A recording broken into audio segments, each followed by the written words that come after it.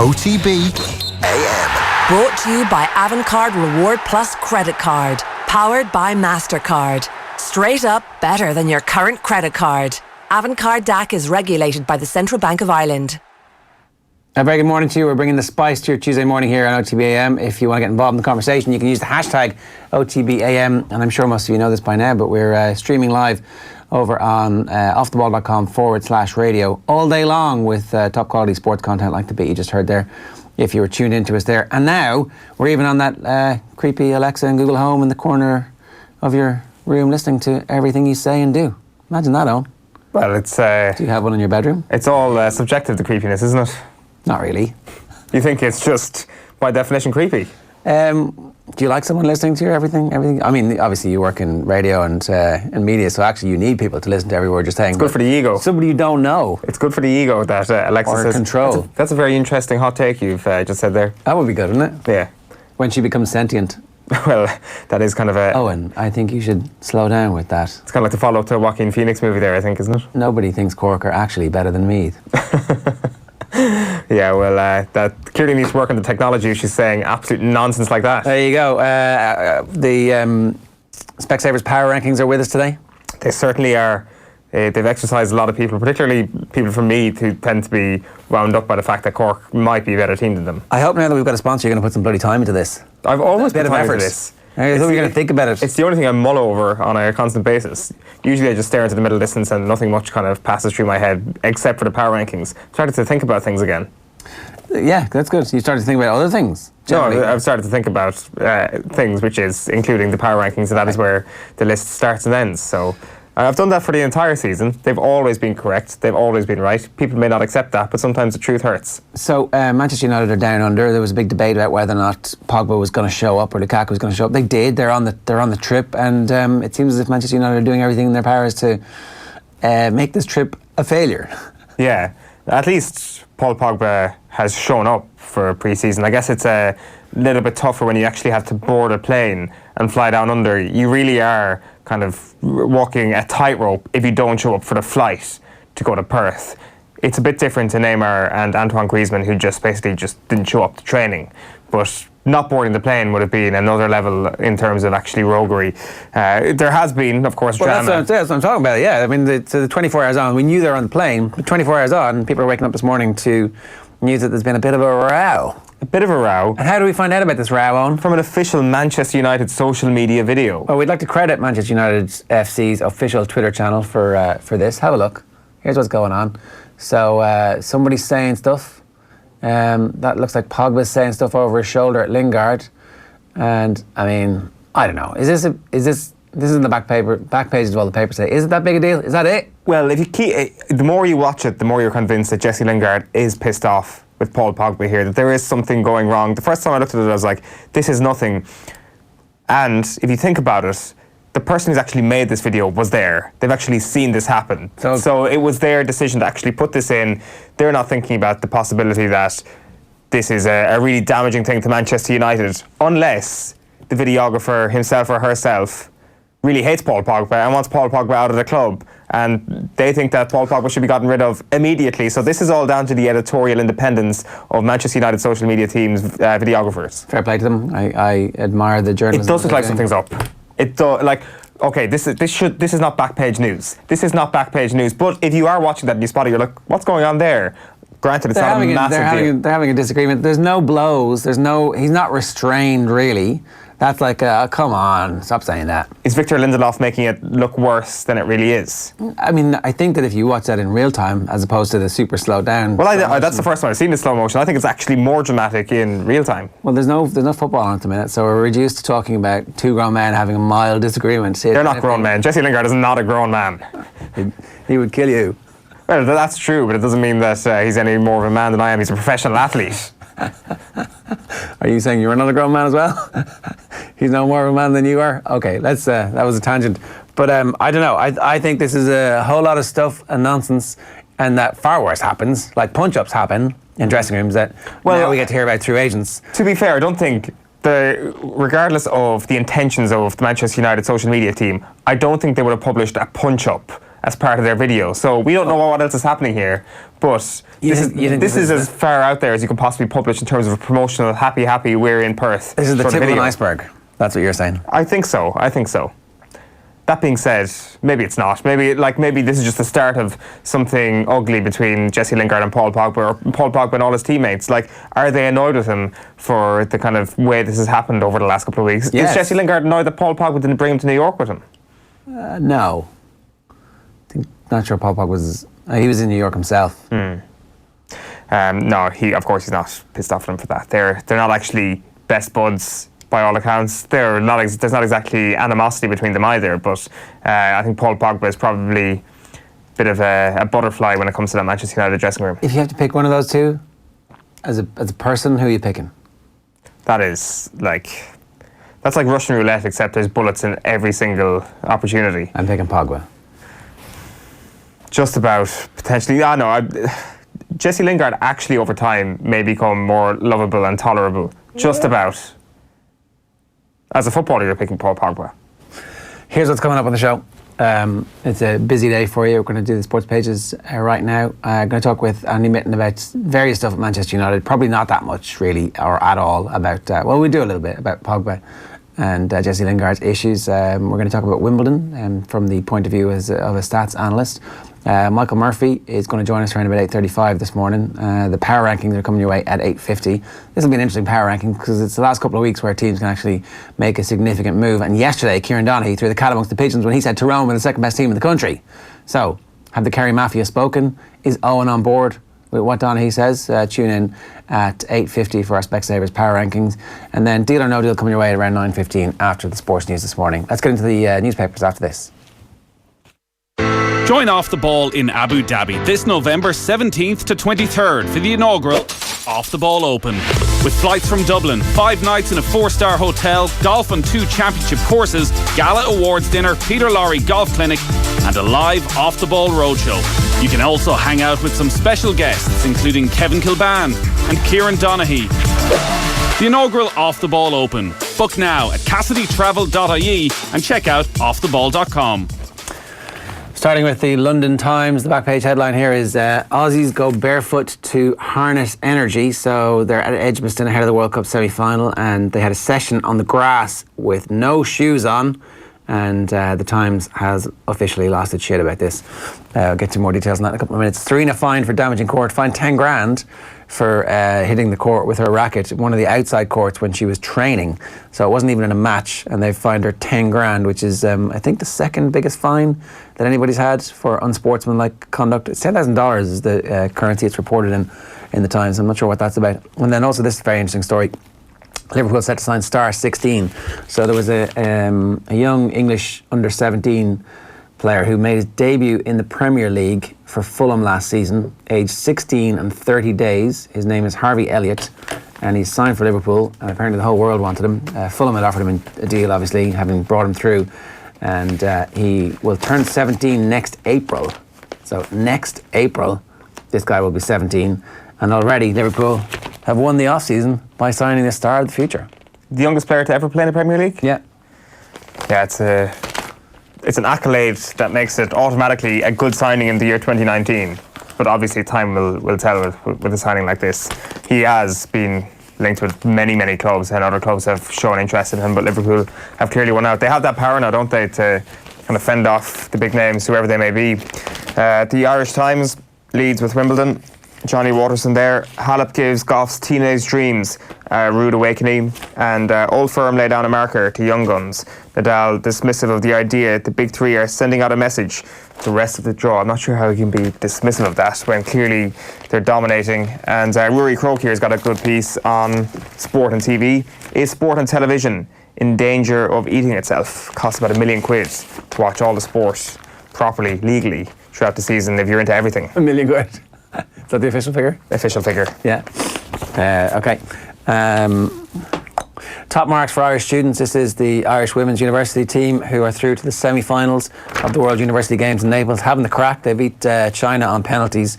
Nice part of the world to spend a bit of time in. A nice part of the world to be very successful in too. So best of luck to them for the rest of it.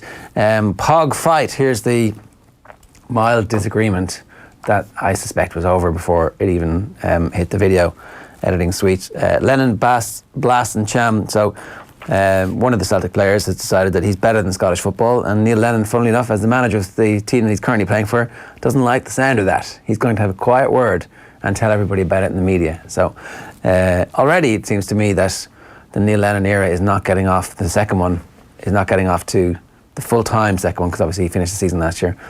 These stories didn't happen really under Brendan Rodgers, did they? Don't recall too many of them. They need a sort of Victor Lindelof type figure to split up that fight in the dressing room. Gently put an arm around Paul Pogba to get in shot in case, because the videographer's walking along with the video camera alongside them. Oh, here's my chance. Unless Manchester United actually... What else is Victor Lindelof famous for now? Do Manchester United realise that what they have going on now is essentially the football version of The Only Way is Essex or something? And they're like, let's actually play up the soap opera element of all of this and make our social media not just a kind of very plastic glimpse of what goes on behind the scenes, but actually a drama. A melodrama. A melodrama. With rich, handsome people. Like, what could possibly go wrong? I mean, it's the only current TV format that's growing, right? Everything else is contracting. Ticket scramble for Killarney. Frustrated Kerry and Mayo GAA fans are facing a ticket scramble with mounting speculation that Fitzgerald Stadium could go close to a sellout for Sunday's eagerly anticipated Super 8's opener. You, a Kerry fan, were telling your Kerry sporting buddies, don't worry, there'll be loads of tickets. I thought it was going to be at 40,000, the capacity, but that's been reduced to, 31? Something just over 30,000, yeah. So I think that makes a bit of a difference. You did think that it could be 50-50 Mayo-Kerry? No, you said that. I said that there was 19,000 in Limerick at the weekend, so if Mayo travel in similar numbers, they'll be looking for 15,000. Now the question is, do they want to travel in similar numbers after the road they've already been on, with the fact that they've got Croke Park coming up the week after? This is better than Croke Park. It is, I guess, but it's an expensive weekend. If you're travelling down that morning, fair enough, and you're going back up, but if you're staying down Saturday night, you're not going to get accommodation cheap. In Killarney? In Killarney, in the middle of the summer. Are you saying in Killarney they tend to charge the tourists a whole heap of money to stick around? I wouldn't know. I'd stay in my own house when I go down. You'd be way better placed to say. Well, what's your honest opinion of that? You're saying there's a bit of price gouging going on? No, I'm saying that the most expensive place to stay in the world, is that what you're saying? I'm saying I've literally never stayed in Killarney because I live just outside the town. Why? What are you saying? I'm sure there's very good value accommodation to be had around the Killarney area generally. I'm sure. Your tone seems very sincere there. I'm sure there's no extra Mayo tax that they're putting on for the Mayo people. I'm sure they're reducing their fees for the Mayo people to get them down and show them the good hospitality. Lull them into that false sense of security before they whip them. I'm sure you're not being sarcastic whatsoever, but that is actually an outstanding idea. There should be a Mayo tax put on everything in every town in the world. Peter Keane obviously owns a super value in Killorglin, and he has seen firsthand the rush for tickets. So it must be mad when you're actually selling tickets to a game that you're in charge of. One of the teams. Yeah, it must be. Although I doubt he's actually too much involved with the face-to-face dealings of people who are actually coming into the shop to pick up tickets. Maybe he is. Maybe he's I'm not sure what his workday involved yesterday. How does he avoid that, But he is kind of the shopkeeper who kind of walks around and kind of observes what other people are doing and kind of runs the operation, basically. I'm sure he takes to a till whenever he's needed, but maybe yesterday wasn't one of those days. It is kind of funny, though, if that was the situation.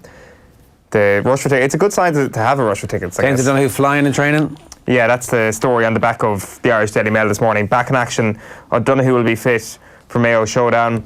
You've also got FAI invites applications for top jobs, so they're inviting nominations for the posts of President and Vice President.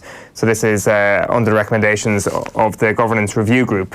So they're going to be elected at the AGM rather than at a special council meeting following the AGM. So that's on the 27th of July in Trim. And then the other story on the back of the Mail this morning is J.K. Rowling, contest fight back, sets up Semi's bid. Not a bad headline. Kind of tab of the morning to you, middle of the morning to you. I was drinking a cocktail, watching the match and saying to myself, Jesus Christ, I should be out there. It's a good story from Michael Verney. Leash hero Ross King tells Michael Verney how he rediscovered his love of hurling just in time to be part of something special. Now, the lead in this, I was like, what? How does this make sense? And then he can't remember what type of exotic cocktails he was sipping at this year's league quarter-final between Limerick and Laois. He can't remember what type of exotic cocktails he was sipping as this year's league quarter-final between Limerick and Laois popped up on television when holidaying in Puerto Rico, but it caused Ross King to have a eureka moment. I was like, what?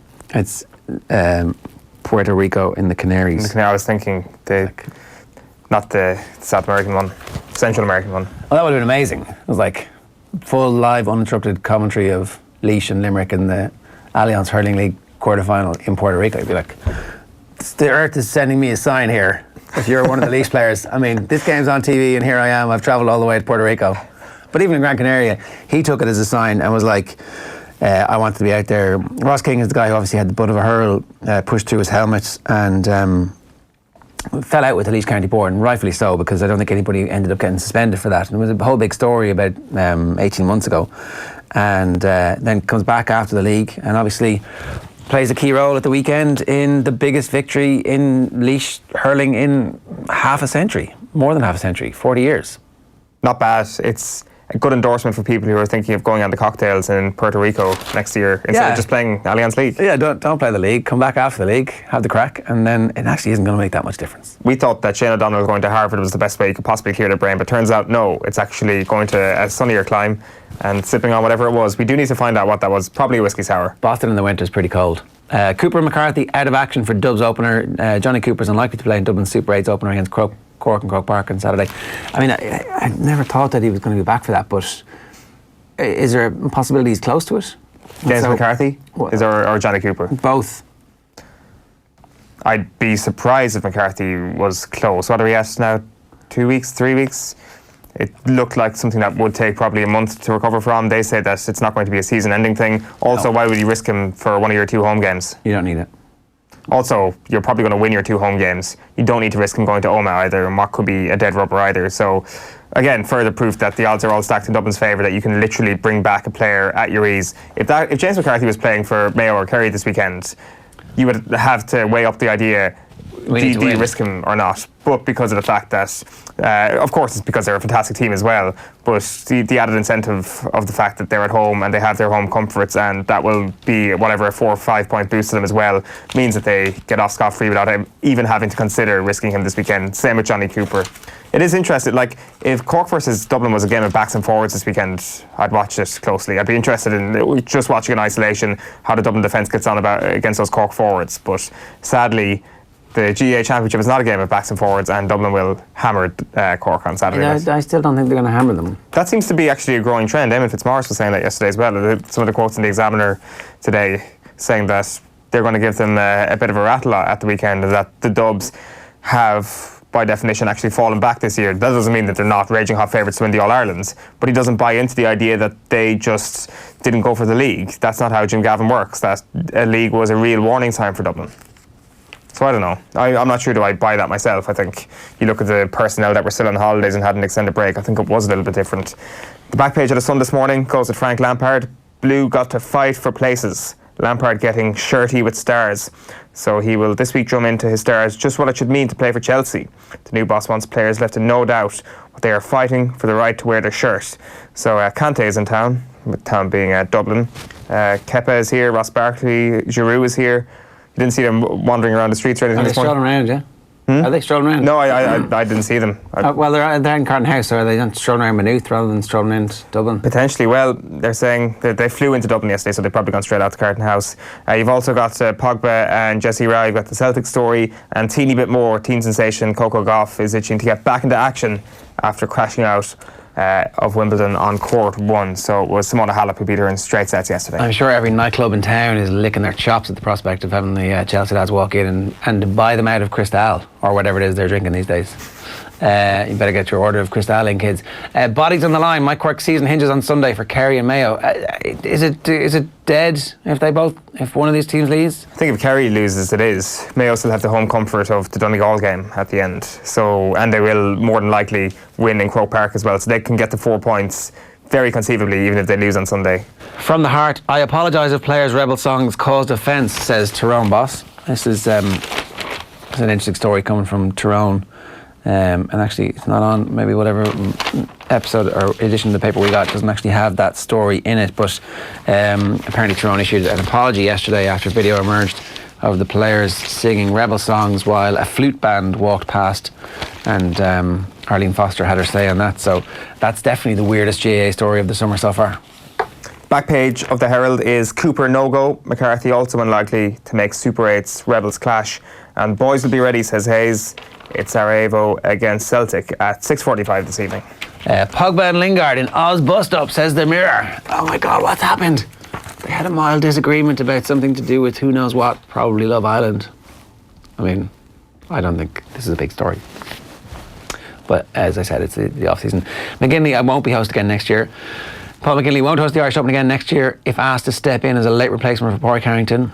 Such a commitment will clash with his Harrington was penciled in to 2020, but then obviously he got the Ryder Cup captaincy, and it appears he would prefer to delay his place in the 5-man rotation that also includes McIlroy, Clark and GMAC. Harrington said on Sunday that having witnessed the job done by McGinley, that it would have scared the life out of him. Again, Paul McGinley doing things too well for everybody else to be able to follow him. And now we're in a 5-year rotation, McGinley said. We all agreed that. Is Pádraig doing it next year? Has he agreed to do it or not? I've never seen Harrington scared. So I don't know, I'd say those lads are chatting away to each other because they seem to be mates going back. And sure, look, somebody will do it, right? Somebody will take it on. Did Harrington know it was going to fall on such a busy year for him, I wonder? Or did this all come before he was made Ryder Cup captain? He came before, but like, he must have had a sense that there was a possibility, a good sense there was a possibility of him being Ryder Cup captain at that stage, because like, it was kind of his go. Like, you'd imagine it has a significant impact on your ability to plan and prepare to be Ryder Cup captain. Like, it is part of the Ryder Cup captain's gig to go to tournaments on the PGA Tour and on the European Tour every week, just to see things up close and personal, or can you do it from your armchair and just follow form from afar? Well, he's at a lot of tournaments anyway, playing. And he'll get loads more invites to the States tournaments if he isn't at them anyway, because he's the Ryder Cup captain. So you do a bit of both. You go, you miss the cut, you hang around for the weekend. So you actually have you can buy scheduled airline tickets as opposed to having to rent a private jet. Oh, I'm sure. But like, will that not clash with any preparation you'd have to do for the Irish Open? Well, like, there's a bunch of other people who you can get to help you do the Irish Open stuff. And you can lean on the tour and the organisers, and yeah, you've got to, I presume you've got to try and put your own stamp on it, to whatever degree you decide you want to put your stamp on it. Yeah, I guess so. Like, I suppose the most important thing is actually wielding the power that the name Pádraig Harrington has. Yeah. Saying, hey, it's Pádraig here, are you going to come play the Irish Open? Yeah, You're not going to play in Memphis, are you? You haven't got an invite yet to the Ryder Cup, have you? Oh, okay. Have you? No. I mean, I realise there's a lot of ranking points, but this is my tournament. They did say that Pádraig Harrington wouldn't pick any Irish players as wildcards for his Ryder Cup team. Turns out the Irish players could be the only ones playing in the Irish Open, given the clash next summer. So maybe there will be a couple of Irishmen getting in on wildcard. The back page of The Guardian this morning is a picture of Joanna Konta. Something to shout about, they say, after she beat Petra Kvitova yesterday at Wimbledon. And Lucy Bronze has been speaking to the media. She's praised the manager's style, they say. But the headline is, Neville not the best coach, but he made England a better side. So Lucy Bronze with some interesting comments here about Phil Neville. Phil said himself he's not the best coach with the best tactics, which is an interesting one. I can imagine Phil Neville addressing his team saying that I am the best coach with the best tactics, but he's wanted to create relationships with the players, fans and staff, and he's really done that. That's helped us drive on at this tournament and become a better team. There's other quote as well from Bev Priestman, who is Phil Neville's assistant, saying he's not exactly the devil in the detail sort of coach, but Phil's man management is world class, so you have to allow him the time to concentrate on it and not get bogged down in the details. The Telegraph then leads with Joanna Konta as well, comeback queen. Konta hails magnificent support as she wins another 3-set thriller. And then finally from me, the Racing Post. The Tory adds extra spice for Mead on advertise, and the back page is Manchester is blue. Back India for fast start in Old Trafford semi-final. It's India against New Zealand, and it gets underway in the World Cup at around 10:30 this morning. News coming through this morning that Dustin Johnson is going to play at the JP McManus Pro-Am at Adair Manor next year. He's been announced alongside Matt Kuchar, GMAC and Rafa Cabrera Bello. So that's an interesting four-ball right there. Dustin Johnson, Matt Kuchar, GMAC and Rafa Cabrera Bello, adding to already Tiger Woods, Rory McIlroy, Phil Mickelson, Justin Rose, Niall Horan and Mark Wahlberg. Not a bad lineup, is it? Yeah, it's pretty interesting. If you could play around with any of those people, who would it be? You've got to play with Mark Wahlberg, don't you? No, Tiger Woods, obviously. No, Tiger Woods probably won't talk to you. Well, you can. What are the circumstances under which you're playing this? Like, just having a crack. You win a competition and he has to play, and you're like, oh Jesus Christ, I've got to play off this guy. Whereas with Mark Wahlberg, it's like you're going to get some good stories. Really? How do you know that Mark Wahlberg is the talkative type on the golf course? I've watched Entourage and he's a dickhead on the golf course. I mean, all the more reason. That's exactly what you want. You want peak. You want peak asshole. Peak Marky Mark. Like drunkenly telling Tom Brady he loves him on the field after whatever Super Bowl. All of the Super Bowls. Somehow I think golf Mark Wahlberg is not exactly the drunk in the field chatting to TB12 Mark Wahlberg.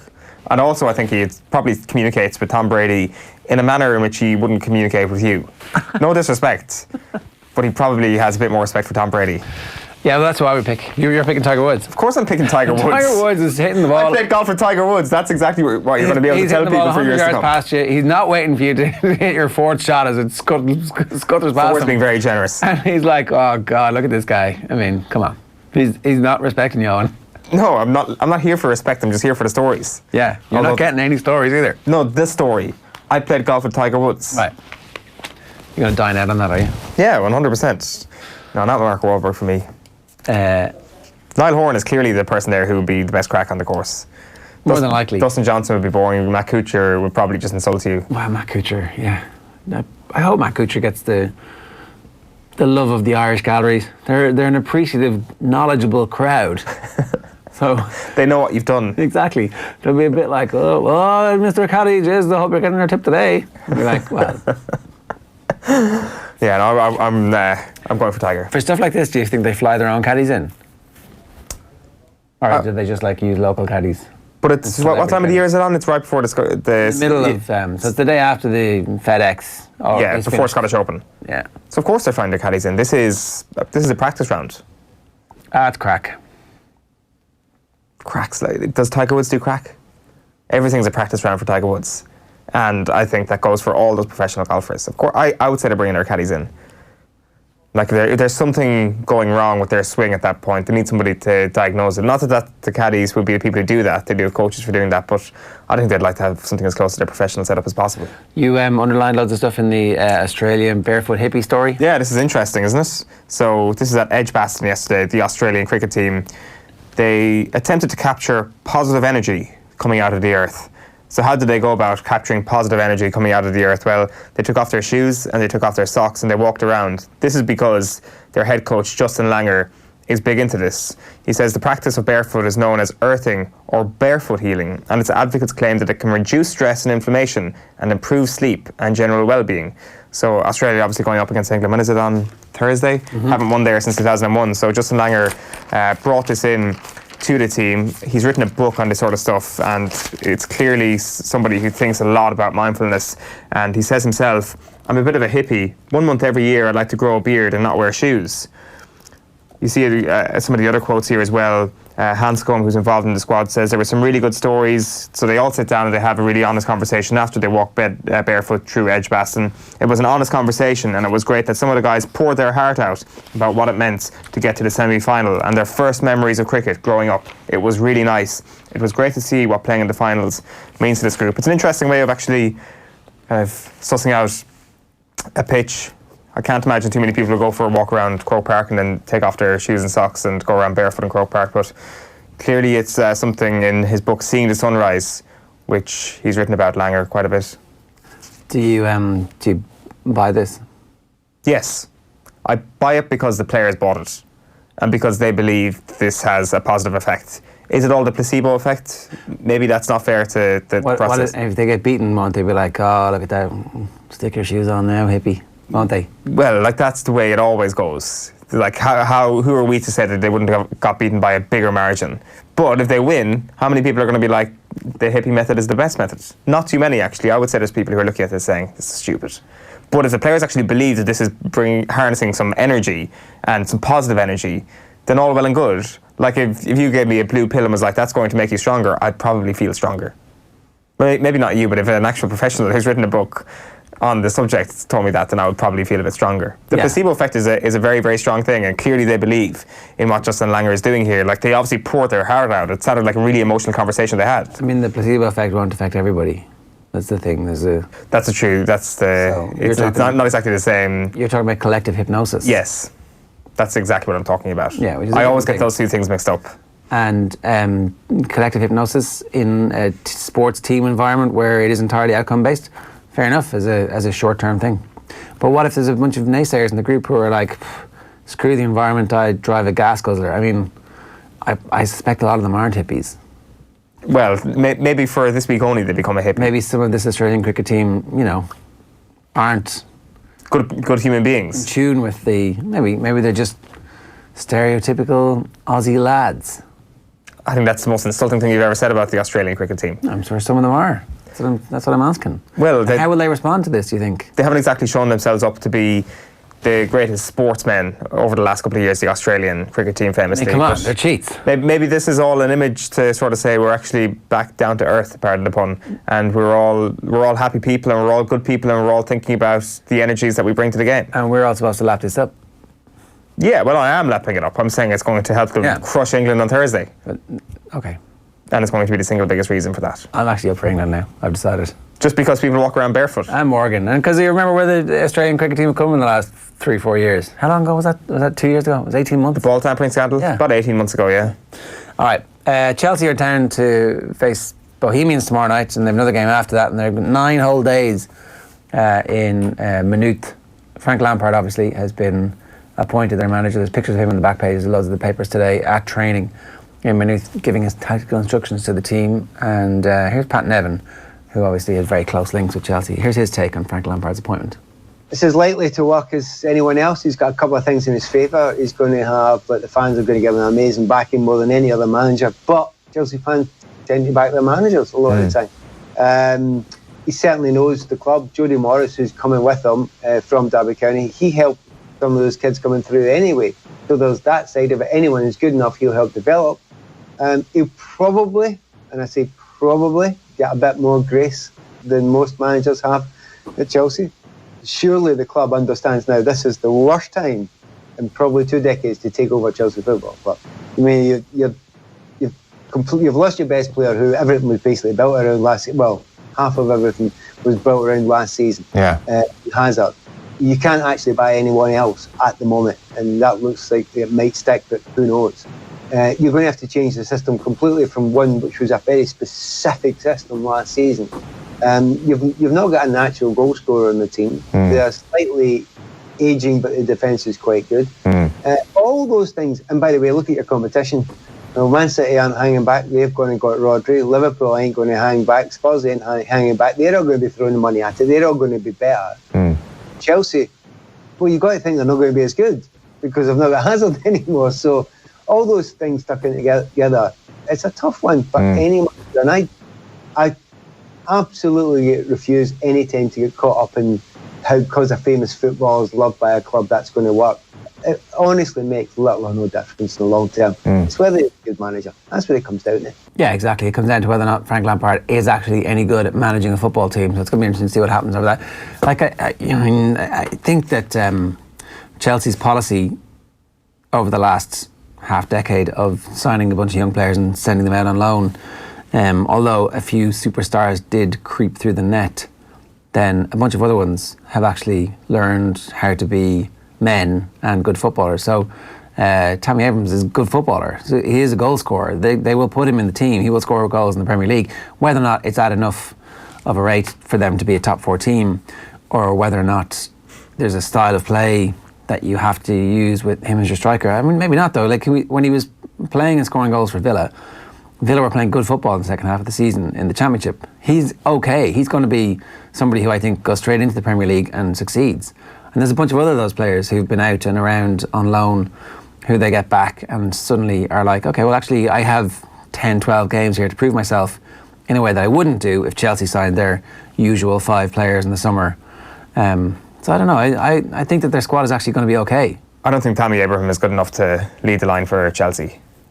Do you think he's ready right now to do that? I just don't think he's good enough. Like, you talk about the level he's played at, and he was a good striker for Aston Villa, did well for Swansea, granted. When you talk about the Swansea performances, you're like, this is somebody who, in a better side, could do better, who, when a little bit older, could do better as well. So I'm not for one second suggesting that the productivity is going to be the same between the teams, because you're going to get more chances playing for a bigger club. I just think putting him in the same bracket as even the likes of Olivier Giroud at this point is a step too far. I really don't. I think that also the improvement that strikers make at that age, from 19 to 20 to 21, plus the confidence he's going to have. So he's just an example that, like, and actually I would much rather have him on my team than Giroud, to be honest. Like, I think that this is somebody you can build around, give confidence to, and over the course of the season he becomes somebody who becomes a number one striker, whereas we know exactly what Olivier Giroud is. Good sub to have to come off the bench. So where do you think they're going to finish? So it's going to be Liverpool, Manchester City, top two. They're going to finish ahead of Manchester United and Arsenal, so I think they're going to finish fourth. I think Spurs are going to finish third again next season. And yeah, Chelsea fourth. So that is exactly the same top fours next season. United and Arsenal to battle it out for fifth and hope they don't fall through the trapdoor. Yeah, Chelsea are good enough to finish. The lack of a transfer window, obviously, this year is going to hurt them significantly. The lack of Eden Hazard means they'll probably be looking over their shoulder as much as anything else next season. Liverpool are signing underage players, basically. They've got to sign another 17-year-old and 16-year-old. Did they sign anybody else, any other senior players? Because apparently that's like the level of activity that they're going to have. It's going to be a quiet transfer window for them. Spurs obviously signed nobody for 18 months, and it did them absolutely no damage, really, in terms of the outcomes got better. They reached the Champions League final. So maybe they would have been able to sustain a league title challenge, but maybe they wouldn't. Not being able to sign people when you have as many players on the books as Chelsea do, I don't think is actually the worst thing ever for them. At this precise moment where they have so many players, I think they're vastly different situations. The Liverpool and Chelsea situation. You're coming off a season where they've had a bit of stability, same manager for a couple of years, best season in a long, long time.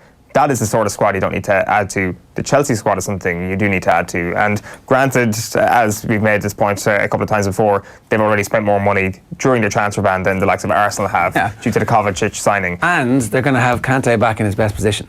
Like, you would imagine a transformative moment for any football team. But I just think there is no net gain here. It's 100% a net loss. So Frank Lampard is going in at the perfect time.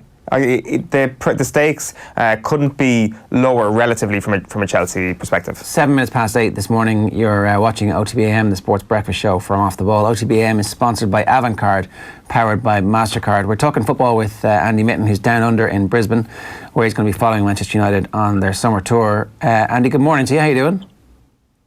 Hello, nice to speak to you. I'm fine, thanks. How is Brisbane? I've not been into the city. I spoke to Robbie Fowler, who's the new Brisbane Raw manager, yesterday. I'm just out of the city. I've been in Sydney and I'm heading across to Perth on Thursday ahead of Manchester United's first game. They play against Perth Glory, who are an A-League side, on Saturday. Then they play Leeds United, and then I'm going on to Singapore. The tour then goes to Shanghai, then I'm off to Oslo. So I'd like to say it's an eagerly anticipated pre-season tour, but I've never really known the mood to be so flat and unoptimistic among Manchester United supporters. And I think it's going to be a tour which is heavily scrutinised. Manchester United's two most expensive players, Paul Pogba and Romelu Lukaku, they're on the tour. There's some speculation that Pogba wouldn't travel, and both of them want to leave the club. This is a team that finished 6th last season, which have signed 2 young players, promising, but I think if you ask most United fans on the transfer activity so far in the close season, they'd be pretty underwhelmed by it. The big change promised by Ole Gunnar Solskjaer has yet to materialise, because it's very difficult for Manchester United to get their exceedingly well remunerated players off the books. Nobody wants them because they've been terrible for the last year. That's definitely an issue, and it's interesting that the mood of flatness, that's from the fans you're talking about as much as anything, because we always assume these tours happen and the Man United fans come out, everything is always a sellout and there's always excitement, almost irrespective of what's happening on the field, but that might not be the case anymore. Well, Perth's got the biggest Mancunian expat population in the world, so there's a huge supporters club there. And these are people who, when Man United played in Shanghai 3 years ago, 40 of them travelled 8 hours because they considered it to be a local game. So there are die-hard fans there. I don't think the game is quite sold out, but other issues can cloud that, such as high ticket prices, because Manchester United are so expensive to get to play in your stadium. That's because traditionally Manchester United are one of the best teams in the world. Certainly when they played here in 1999, they were the best team in the world. They just won the treble. When they played here last in Australia in 2013, they were the English champions. David Moyes had just taken over. Nobody could have foreseen what was to come. I think the mood is in a state of flux. The fans definitely are not feeling optimistic. The players, well, they need to prove themselves. They finished the season dreadfully with 2 wins out of 12 games. Ole Gunnar Solskjaer, he needs to prove himself, because if United do not start the season well, the online moaning which you're seeing, that will start to translate into real life. Because at the moment, you're seeing people complaining online, you're seeing Glazer out hashtags. That's not really translating into the mood on the ground. I think United fans at the game will be supportive when the season starts. They'll hope Aaron Wan-Bissaka does well. They'll hope Dan James does well. They'll hope that those players who finish the season in such a thoroughly abject manner can come good. People like Marcus Rashford, who were terrible, they've got to find the form again. Ole Gunnar's got to find the form. I think the best case scenario for United fans is a repeat of when Ole Gunnar Solskjaer arrived. But there are questions, and relevant questions. He's an inexperienced manager. They haven't recruited well. I feel that if the team don't start well, then there are some serious problems. And somebody very close to the first team said to me at the end of the season, we'll be lucky to finish above Wolves and Leicester next year. I'm quite optimistic as a person. I'd like to think that David De Gea cannot be as bad as he was towards the end of the season. I don't have a huge downer on every single player like some Manchester United fans have. I think football can turn pretty quickly. And I remember Barcelona 2 seasons ago, the fans were up in arms. They wanted the president out. They weren't convinced that Valverde was the right manager. And then Barca won the first game and the second and the third. And by the time they got to the 7th game with 7 wins, the protest had completely melted away. I don't think this Manchester United team are going to be winning their first 7 games. But I think they've just got to be starting a lot better than they finished the last season. I don't think they'll win the league, but I'd like to see signs that there's some improvement there. And if they're going to go down the route of buying young players, young British players, fast young players, then at least that is something to hold on to. At least it's a chance to recover some of the identity that has been absolutely lost with big-name signings who've completely failed. I guess on that Barcelona comparison, Andy, if you gave Manchester United the option of substituting any bit of disquiet that currently exists in the dressing room for mayhem on the stands, they would probably take that at this point. They would probably take a settled, strong squad. Yeah, and they don't have that. And they're struggling to get rid of the players who don't feature because they're sat on huge contracts. I mean, on paper, I don't think the Manchester United squad is a complete disaster. But those players, they've not been performing to their potential. And that's why rival teams don't want to sign them, especially on the wages that they're on. But this is still the squad which in January and February went away to Arsenal, went away to Chelsea and won, went away to PSG. OK, Manchester United were completely outclassed in that game, but they were doing well. Now, Solskjaer thinks that they ran out of steam, that they weren't fit enough. He's pushing them hard pre-season. He wants a fitter team. He wants to play an attacking game. He was the one who personally pushed through Aaron Wan-Bissaka. And he was saying to people at Crystal Palace, when I played, we had Gary Neville darting right up and down the right all the time. Even if he didn't have the ball, he was an outlet. And I spoke to some United players 6 or 7 weeks into Solskjaer's tenure, and they were saying he wants the fullbacks pushing right up. We like that because there's an outlet there. We didn't have that under Jose Mourinho. Since then, something's clearly gone wrong. Solskjaer thinks it's fitness. He's trying to get the players fit, but they will be judged by results.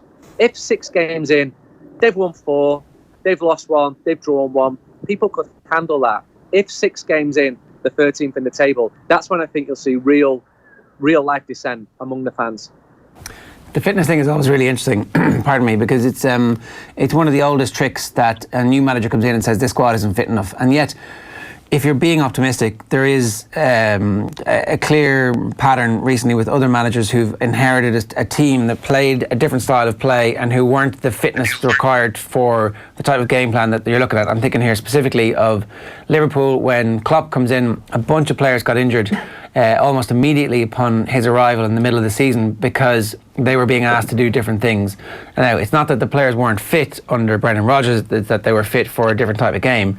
And you can make that parallel and go, this is really a ground zero, it's a restart for Solskjaer, but his window, because the way last season finished, is actually very short. He's got to get them performing inside the first 6, 8, 9 games.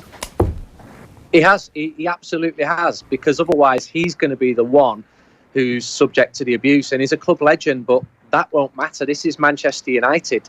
He's got to be at the top of the league, pushing. Not. I don't think anyone really expects United to finish above Liverpool and City this season, but there's got to be some signs there. It's got to be much better than the dreadful football we saw towards the end of Mourinho's time, towards the end of Louis van Gaal's time. There's got to be some form of identity to hold on to. I think the fans will be quite patient if they see that. If they see that Dan James is good in 2 out of 4 matches, because we still know he's a young player. But let's not pretend Manchester United have not been in this situation for 25 years. Fans are cutting them slack because they need to, because they failed. 6 was nowhere near good enough. They weren't scoring enough goals. They were conceding far too many goals. I'd still expect new signings to come in. I'm told, and I wrote a piece last week, that Harry Maguire wants to join Manchester United. I wrote about a call that Ferguson made to him in 2011. But there is an impasse there because Leicester wants 20 million more than Manchester United are prepared to pay. But if this tour goes badly, if Manchester United were to lose games against vastly inferior opposition, then the dissent is only going to build, and the pressure is going to build. If United are to lose Paul Pogba, you're looking at a potential basket case here before the season started, because people heard Solskjaer say, some of these players will not play for me again. And then they're seeing them start the pre-season, and that doesn't instill any confidence. And Solskjaer does not have the bank of credit that any of the previous United managers had. Ferguson could get rid of Hughes, Kanchelskis and Ince in the summer of 1995, and fans questioned it, and fans were outraged. But he was Ferguson. He'd won doubles. This is Solskjaer, who's managed in Norway and failed as Cardiff City manager. The critics will be very quick to come out the blocks. How much do you think Manchester United are now regretting what happened around deadline day last summer? The fact that they potentially tried to get Harry Maguire and failed. Obviously, Raphael Varane's name was mentioned. That potentially was never an option for him to leave Real Madrid to go to Manchester United. But it seems that the damage of last year is still precipitating into this transfer window. I'm told United were prepared to pay 100 million for Varane last year, and I believe that. I'm also told that Jose Mourinho changed his tune quite late in the transfer window and said that he wanted Harry Maguire. He hadn't pushed for that early on. I also believe that. I was there in America. I was speaking to people on the pre-season tour. I could see how thoroughly unhappy Jose Mourinho looked. I think at least Solskjaer will cut a happier figure. He'll try and inspire some optimism, but results are everything here. Fans will not buy it if they've got a smiley manager who manages a team who doesn't win games. They need more than that. And Mourinho was a disaster a year ago, and he would say, with good reason, but United would say, well, you didn't tell us that you wanted these players. United are trying to sign Maguire. They do want an extra central defender, but look at it from the club's perspective as well. They've got 6 central defenders.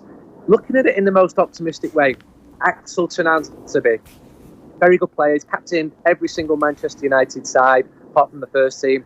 He's had a good season away at Aston Villa. Best case scenario, he does well. He gets into the first team. Aaron Wan-Bissaka does very well. Dan James does. Suddenly you can put a more slightly optimistic view on everything. But so many things could go wrong as well. Paul Pogba wants to leave.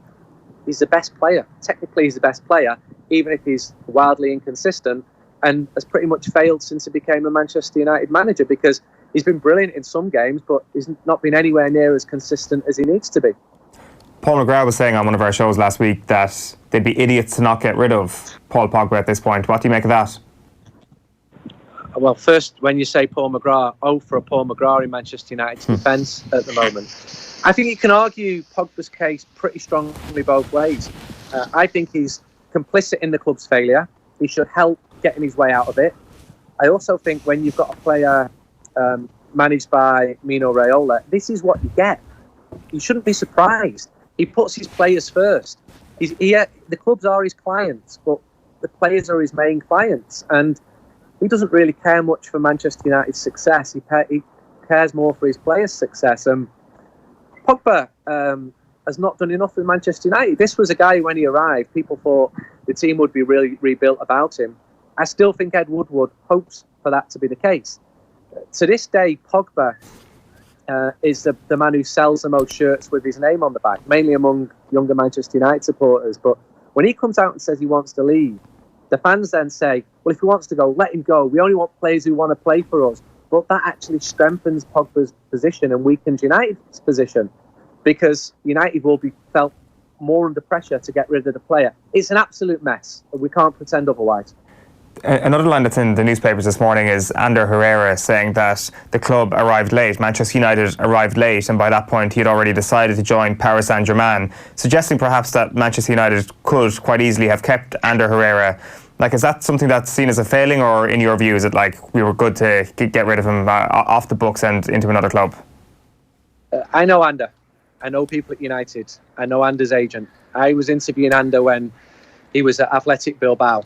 I remember going to Real Sociedad away in 2013, and Manchester United senior staff knowing that I'd been to see Ander earlier on that day and asking me my thoughts on things.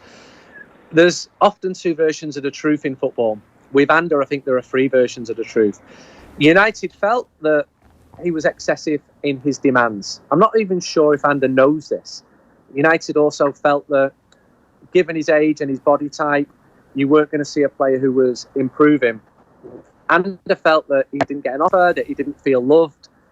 The offer, when it came in, was too late.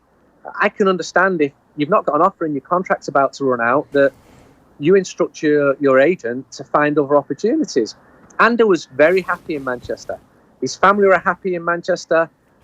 His child was born in Manchester. I spoke to him many times.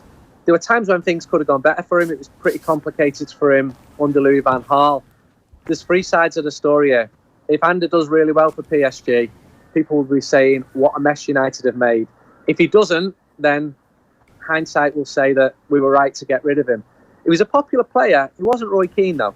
I like him. I think he was a good player for Manchester United. But it depends whose version of the truth you believe as to how much United wanted him and how much he wanted to stay at United. Just on a final point, Andy, before we let you go, you were writing a piece for 442 this week about Manchester United's first trip down under in 1967 involving Paddy Crerand getting confronted by a robber or something. What happened on that occasion? Well, a lot happened on that trip. A lot tends to happen on these trips to Australia. In 1999, Ferguson didn't travel, and the players' attitude was, while the cat is away, the mice will play. Those players, your Giggses, your Coles, your Yorks, they will say it was the best trip they have ever been on in their lives.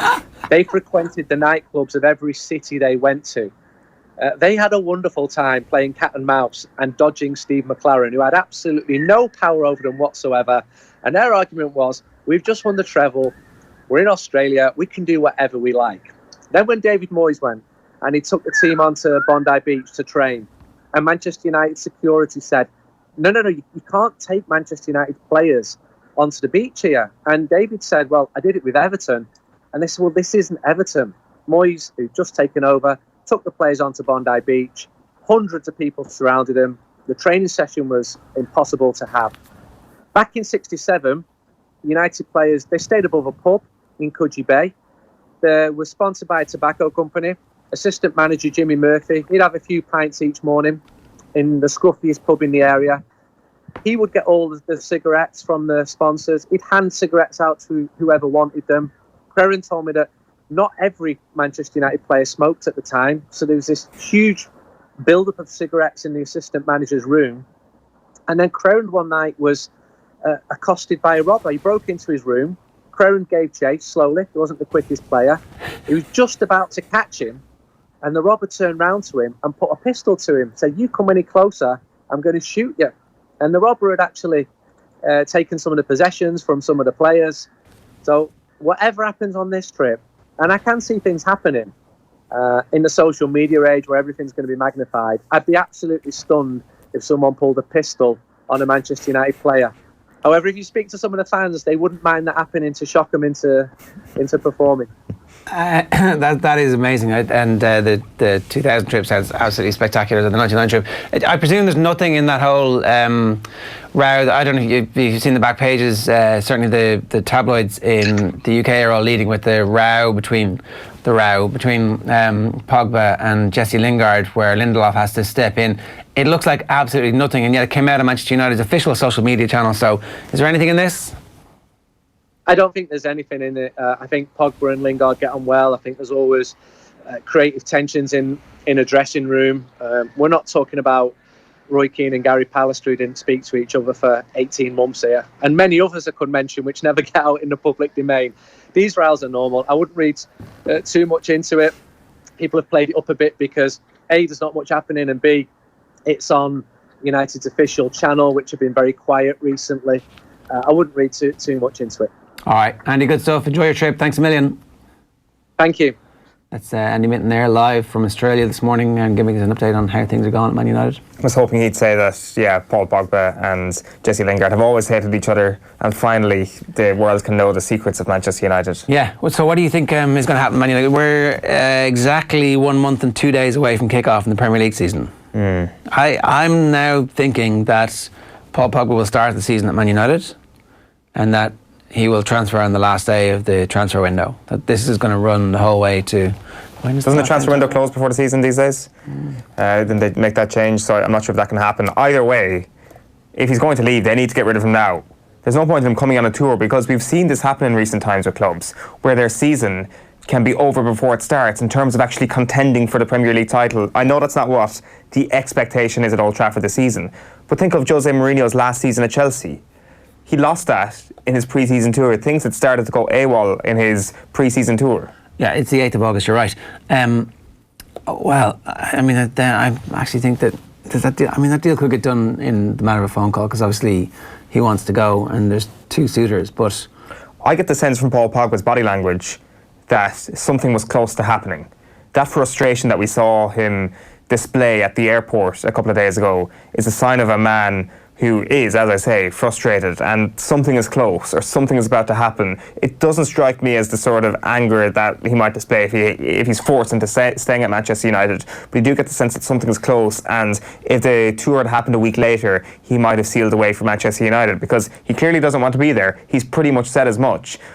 On the other side of things, Manchester United also need to complete their signings ASAP. If they are going to get Harry Maguire, you may as well pay the extra 20 million to get him on part of your season tour. You would almost pay that money to ensure that you have him bedded into the team in time for the new Premier League season. Manchester United need to sort their shit out now, basically, and get it done. It doesn't matter what's going to happen, just get it done now. And still, Alexis has to rejoin the squad at some point.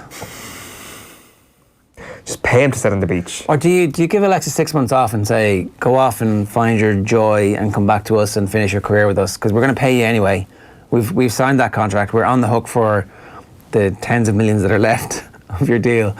So, go off, relax, rest the body for 6 months, and then come back to us. We'll tell everybody you're injured and you're going to have to see a specialist. You just go off and do whatever it is.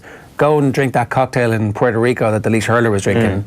And watch the game and go, actually, I could be better than those guys. If anybody at Manchester United is watching, I'm sure we can put them in touch with Ross King to actually tell Alexis Sanchez which pub is the one to actually find yourself in. And he might actually watch a game of hurling and come back to himself as well, Alexis Sanchez. I think that's a great shout. I think just do whatever it takes, get his head right. If that means missing half the season, it means missing half the season. They're already making a loss in the sky. Try anything to try and salvage this thing. To be honest with you, it's beyond savable at this point, isn't it? Speaking of the Laois hurlers, Eddie Brennan says he always felt that an upset was on the cards heading into the match. He's been speaking with Joe. Have a look. I would never ever doubt their hurling ability and skill wise, and it was just down to some of the fundamentals, I suppose, having a bit of pride in what they're about and where they're from. And we said, look, it's not going to be an easy road, because maybe the jersey wasn't looked at with enough of respect, maybe even within the county. And I think they've definitely shown, everybody that they're very, very proud Laoismen, and they went out and performed really well. But it's the context of that, you just go, wow, it's up there, with some history, and just to see even the emotion and what it meant to family and friends of those players and their club mates to come in on the pitch. Well, the atmosphere at the game was extraordinary. It's a real pity it wasn't live on television. But even at half-time, we had Dahi Regan on the radio for us yesterday doing updates, and he said at half-time that as the Laois players ran in to the dressing room, a load of fans would kind of rush down from seats to almost applaud them into the dressing room and kind of fist bump them into the dressing room. They were 5 points up at that stage. Like, you got a sense from early on there was real emotion about this game. Like, your memory of the scenes on the pitch at full time, because I saw you running around not quite sure what to do with yourself.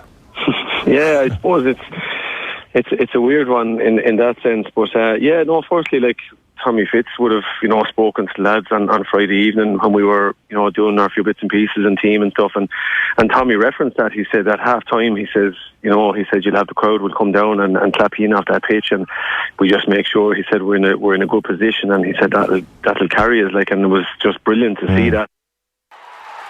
Join Bruce Betting now for a risk-free first bet up to €100. That's right. New Irish accounts can enjoy a risk-free first bet up to €100.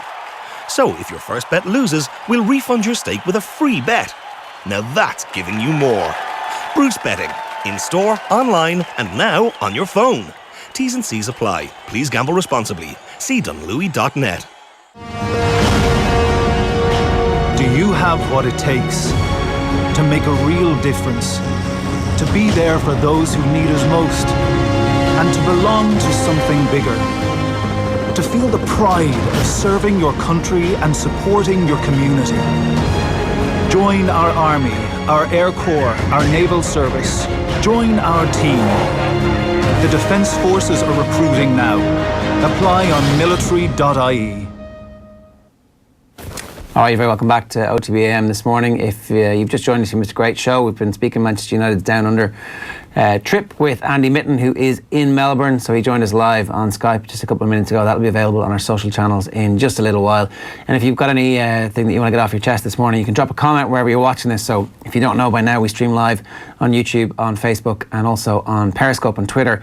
You can use the hashtag OTBAM, or of course, if you want us just as a radio show, then you can get on to the GoLoud app and download us.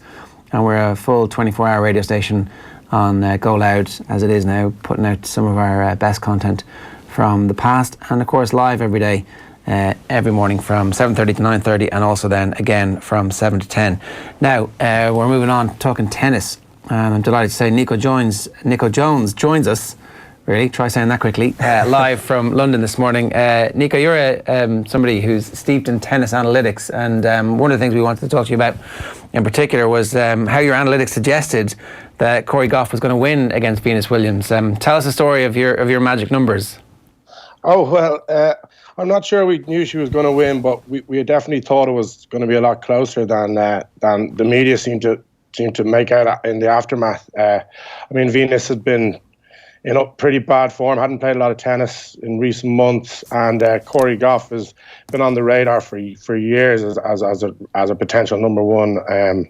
From the age of 10, she was brought over to Muratoglu, who's Serena's coach, his academy in France, and then she was like a US Open Juniors finalist when she was 13. So it was no great surprise to see her come in and probably like beat a veteran quite handily in the end, it seemed like. I mean, the story was more the symbolic nature of the match, I think, than the tennis itself in the end. But yeah, it's a great story. I mean, she's her run has been extraordinary, like for a 15-year-old.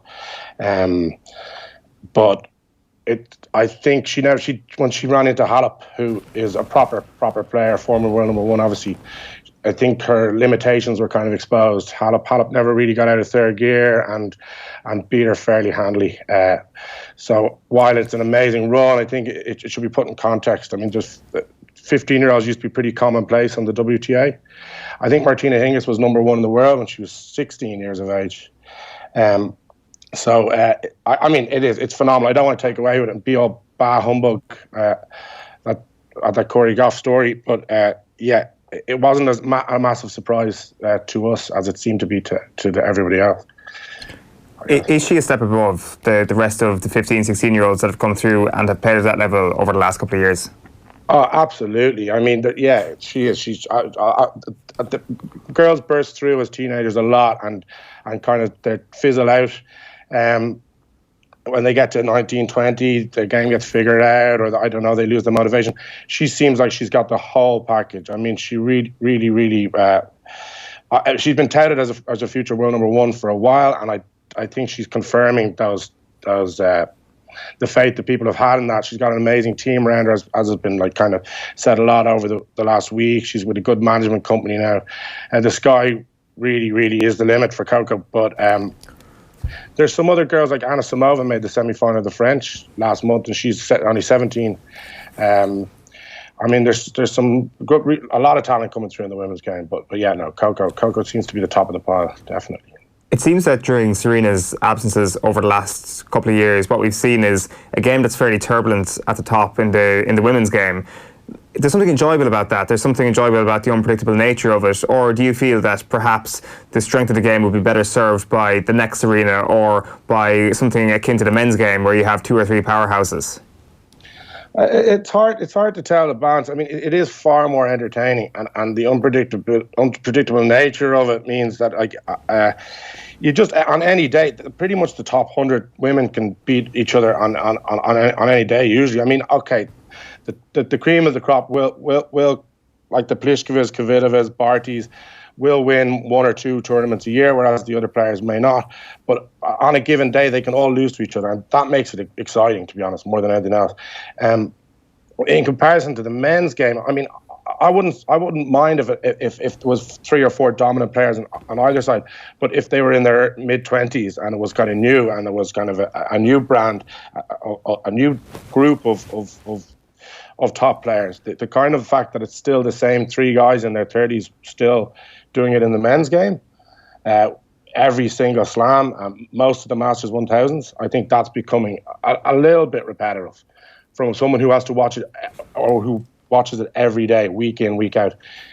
It drives your anorak fan towards the women's game, I think, more than but your casual fans. Obviously, the massive games between Djokovic and Nadal and Federer that you see at the slams, they're worth tuning in for. I mean, and we're kind of privileged to get to see them play at the top level for so long. But when it's every tournament comes around and Djokovic is even money to win Wimbledon, it's kind of a bit predictable. So who is actually that next tier who might be the replacements for the 3 heavyweights in the men's game that we're talking about? Because everybody is trying to make somebody the natural successor to either one of any of these 3, and everybody who has come up so far, their game has been flawed, their temperament has been flawed, their character has been flawed. Something is wrong to the point where they can't make a breakthrough. Yeah, it's really hard to put one's finger on it, to be honest. I mean, there's been generation with like the Dimitrov, Nishikori generation, even like they're in their late 20s now. People are still talking about when Dimitrov's going to break through. I mean, he's won 1 Masters 1000. He's made a couple of semi-finals and slams, but I mean, he just never ever amounted to his potential. Nishikori, I mean, as he's made a slam final and he's won a Masters or so, but again, when it gets to the kind of crunch end of the slams, generally he seems to just come. Now they're talking about the next gen. This is the kind of buzz term of tennis, and there's a next gen finals every year where the top 10 under 19 players meet up and play a kind of similar thing to the World Tour finals in London that the main tour play. That's populated by guys in their 19, 20, 21. This year it was Zverev, Tsitsipas, Rublev, Francis Tiafoe, Deminar, Shapovalov. All these guys, they've all gone out in round 1 or 2 of Wimbledon this year. You know, I mean, they're totally have no consistency. They pop up, they have a really good result at a Masters, and then they just go missing for a few months. It's really hard to see where the next dominance is coming from. Yeah, really. So in a weird way, you're actually making the case that the dominance of Federer, Nadal and Djokovic is a sign of the weakness of the men's game. Yeah, well, it seems that way. I mean, I mean, that's not... Federer and Nadal and Djokovic are probably the 3 greatest players to have ever played the game. So to lose to them it doesn't necessarily mean that you're absolutely awful at tennis, but for it to be going on for so long at this stage, and for there not to have been someone to break through and repeatedly beat one or any of them, it sees to be a bit worrying. They're the three best players ever to play the game. But would Jim Courier have won a couple of clay court titles during the Nadal era? Would Agassi have won something during it? Would Pete Sampras have been able to put it up to them? Would Stefan Edberg have been able to put it up to them? Would Boris Becker have been able to put it up to them? You know, would Goran Ivanisevic have managed to win? Would Pat Rafter have won? There's been none of those kind of middle tier of players who come and win one or two in the midst of all this. It's generally been one of those. Andy Murray, I suppose, is the only one there. You would kind of say Andy Murray's at that same level as Ivanisevic or Pat Rafter or whoever, who wasn't quite good enough to be a world number one over a whole season, but was good enough to win a couple of majors. Yeah, well, I mean, Stan Wawrinka as well has popped up with a few. His top level is as good as theirs. I mean, he only shows flashes of brilliance once or twice a season, but when he does, he's unplayable. But I think Murray, a bit unfair on Murray, because Murray has countless Masters 1000 titles and really, really did stick it to the guys for years. I think he'd be a tier up from Ivanisevic and stuff. But like the likes of just coming and winning it once off from out of nowhere or a couple of titles, it's just really hard to see. The guys are so good, and then there's just it's just so difficult over 5 sets to break them down. Over 3 sets, people beat them all season. Zverev, Dominic Thiem beats Nadal and Clay all the time over 3 sets. But once you get into 5 sets against these guys, it seems to be pretty much impossible these days. Maybe one of them, but all 3 definitely no. Give us winners in the men's and women's from this point. I thought Djokovic would walk the men's from the start, and he seems to be doing it fairly handily. But the one kind of wild card up there is Bautista Agut. He's in the top half of the draw. He'll play Djokovic in the semi-final. He's the only player not to drop a set. He is in scintillating form. I saw him play against Karen Khachanov, who is one of these next-gen guys. He blew him off the court, didn't give him a chance. And he's beaten Djokovic twice this season already, albeit over 3 sets on hard court. But he knows he can beat him, and belief is a huge thing when you're playing these guys. I think it's the main factor. It's the mental side, and he knows he can beat Djokovic. He's taken sets off him at the French Open as well, so that could be a potential surprise, although it's a total long shot. I think Federer and Nadal will play the other semi, and Federer will probably win it. So Djokovic, Federer final, Djokovic to win in 4 sets maybe. Okay, fair enough. And then in the women's? Serena just looks incredible. She looks back to her best. She's playing unbelievable. She's serving incredibly well. She's moving better than she has in years. She looks really good. And then Halep down the bottom. So probably Serena Halep final. Serena Williams, I'd say. I'd say Serena to beat Halep, yeah. All right, Nico, good stuff. Enjoy the rest of the tournament. Thanks a million. Cheers, lads. Thanks a million. It's Nico Jones there giving us some thoughts on Wimbledon this morning for you. It's 8:41. You're watching OTBAM, the Sports Breakfast Show from Off the Ball. You can now listen to OTBAM every morning on our new fully dedicated sports radio station, OTB Sports Radio. You can get it through the GoLoud app on your Play Store or in the... it's not iTunes anymore. Where do you download Apple apps? The App Store. The App Store. TuneIn, of course, we're also available on TuneIn, which means we're available on Amazon Alexa or Google Play, and you can also get us offtheball.com/radio. A quick mention for our Super Value Roadshow tomorrow. It's taking place in Gweedore on Wednesday, the 10th of July. Special guests, Sam McGee, Kevin Cassidy and Brendan Devaney. Oisin Kiernan also going, who Tommy insists on calling him Meath Man, even though he's playing for Cavan, because, you know, Tommy's actually a Cavan man playing for Meath in his dreams. His garden's in Cavan. Yeah, so I've heard. Oisin did play for me at one point as well, so I suppose you're allowed. I mean, is Conor Cox a Kerry man still? Is he always a Kerry man forever? Is that it? Let's see if he ever causes damage to Kerry in a significant way, then he will be disowned immediately. But as long as he's harmless and playing for Roscommon, he's a Kerry man. That's a joke to Roscommon. Dangle her. Come on, back to us. It wasn't not personal. It was Gooch's fault. Oh, you're Conor Cox. Right, okay. It is 8:43 this morning, and as ever, if you want to get in touch, you can just drop us a comment with the hashtag OTBAM. We caught up with Donegal star and Kellogg's Cool Camps ambassador Michael Murphy to chat about their brilliant summer, Donegal's brilliant summer, and to look ahead to their Super 8 campaign. Have a look.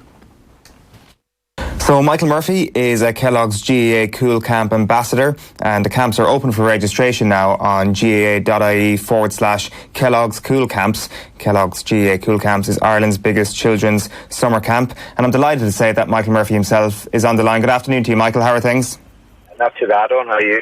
All good, all good. So I guess there's been some reflection certainly in the media over the last couple of weeks about Donegal and their performances in Ulster over the past decade. It has been quite the decade for you, hasn't it, in terms of the overall haul, in terms of Ulster medals? Yeah, come here. It's looking back like any player. You tend not to look back when you're in the heart of it. You're kind of living in the present, and you're always looking towards what the next one could potentially be. But yeah, I suppose to think back to 2010, to think that you possibly weren't going to, you were sitting really on no medals as such, and Donegal had a big lull from 92 really. To be sitting now, I suppose, with 5 has been good. There's been some defeats along the way too, and some maybe not so good days, but by and large and overall, it has been quite a good decade. And as I say, we're in the middle of a big year now again for ourselves, and we're looking forward now to getting rattled into the Super 8s. For sure. In terms of yourself, in terms of the footballer that Michael Murphy is, what has been the biggest change over that decade? Oh, Jacob, big one. Yeah, in general, I suppose the styles of play in football have changed quite radically over the decade. I think there's been initially there was a big move, I think, at the start of that decade towards players becoming, more conditioned and fitter and stronger and quicker. And then there was a move then into the more tactical element of things where, everybody really started to get the defensive hats on, really. And then, I suppose now, towards the end of the decade, I think teams now are moving towards a more of a facet of the game where they need to realise they need to get scores on the board, and I think they're trying to evolve their game plans from a real bad bodies back behind the ball and defensive structure into maybe more of an attacking style of structure, and with that then becomes players need to become more skillful and more rounded as footballers, I think, and that's the change we're seeing, I think, at the moment now in the modern day game. That's very interesting. So you would say that the emphasis on being an athlete rather than a footballer has changed a little bit over the last 5, 6, 7 years, and back to more footballers, back to more skillful players. Of course, the athleticism is still important, though. Yeah, I think it's more important, but it's been taken as a given, whereas back at the start of the decade, that probably wasn't a given. So it was a big cultural change within club teams and within county teams. They needed to be in gyms and they needed to be out running, and they felt that they needed to be conditioned in order to play the game that they needed to play. I think now that's a given, and every team has to basically tick that box off, and obviously that requires effort and it requires a hell of a lot of expertise, but it's much more of a given now, whereas I suppose going back then, and the emphasis now, I feel around squads, whether that be at club level or county level or even schools level that I was involved with, is much more back to the skills of the game, and having, I suppose, your whole squad able to defend properly, tackle properly, and been able to execute the passes of kicking and fisting and basic things like that there. So I think it's much more getting back to that there, over the last number of years, And if you look, I suppose, at the teams that have been successful, and you look at the Dublins, obviously they're supremely well conditioned, but they also have a squad of footballers who are all able to carry out the basic skills of the game better than anybody in Ireland has been able to do over the last number of years. How much training do you do on the basics with Donegal? It's basically everything from the warm-up. Basically now, where you used to have your warm-up that you used to be running over and back without a football, it generally includes a football now. So straight away, as you come out towards the pitch, you have a ball in your hand, and basically for the next hour and a half to 2 hours, you generally have the ball in your hand, other than you're going to try and look for the ball, or you're trying to get the ball back off somebody, but the ball is included and basically 95% of the session. And as a result, you're making decisions there, and you're making game results, and you're making game decisions there right on task. So from the warm-up right through to the more game-based approach, which tends to be take place here in Donegal, the ball is included, as I say, in 95% of it, There's been plenty of praise to go around for Donegal so far this summer. I'm sure you're not reading into it too much, but there's been praise for yourself, for your teammates, for Declan Boner, and indeed for Stephen Rochford. What exactly is Stephen Rochford's role?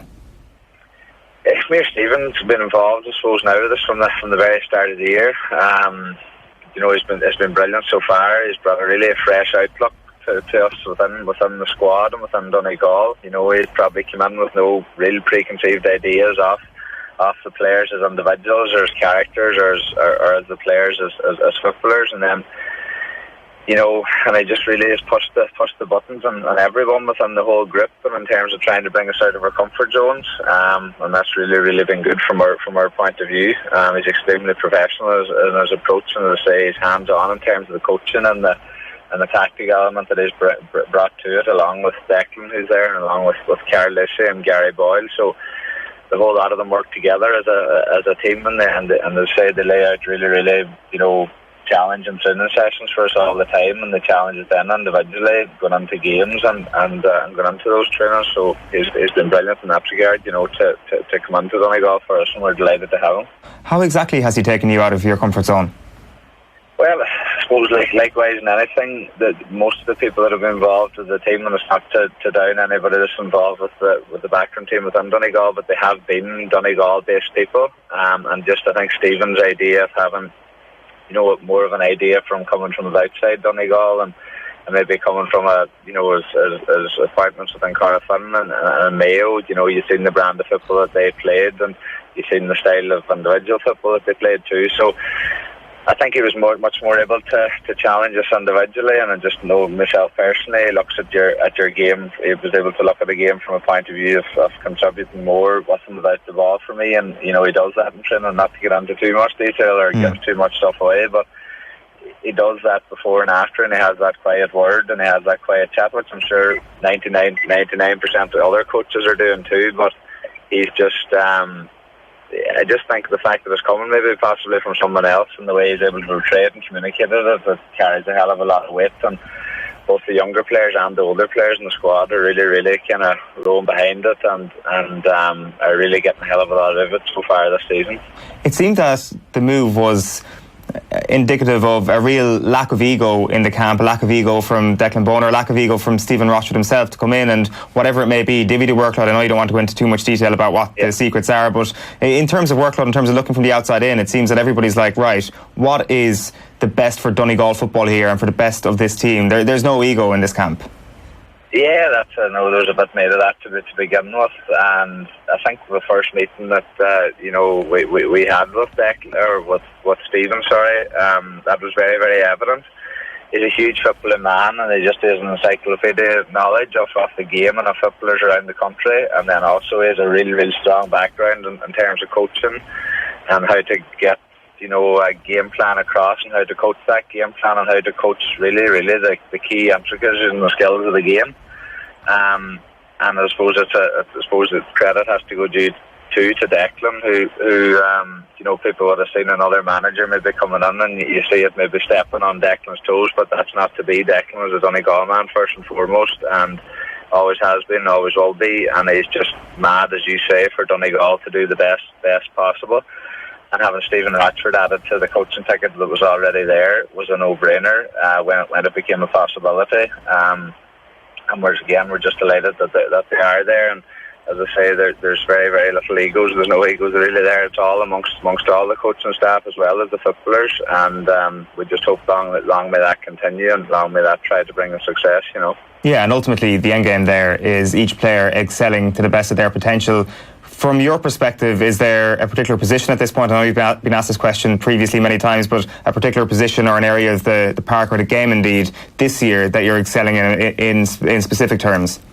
Yeah, well, I suppose I came back late enough in the National League, and basically I seemed to have played a lot more of my football further up the field, whether that be in the half forward line or full forward line, and that's kind of continued through far in the Championship.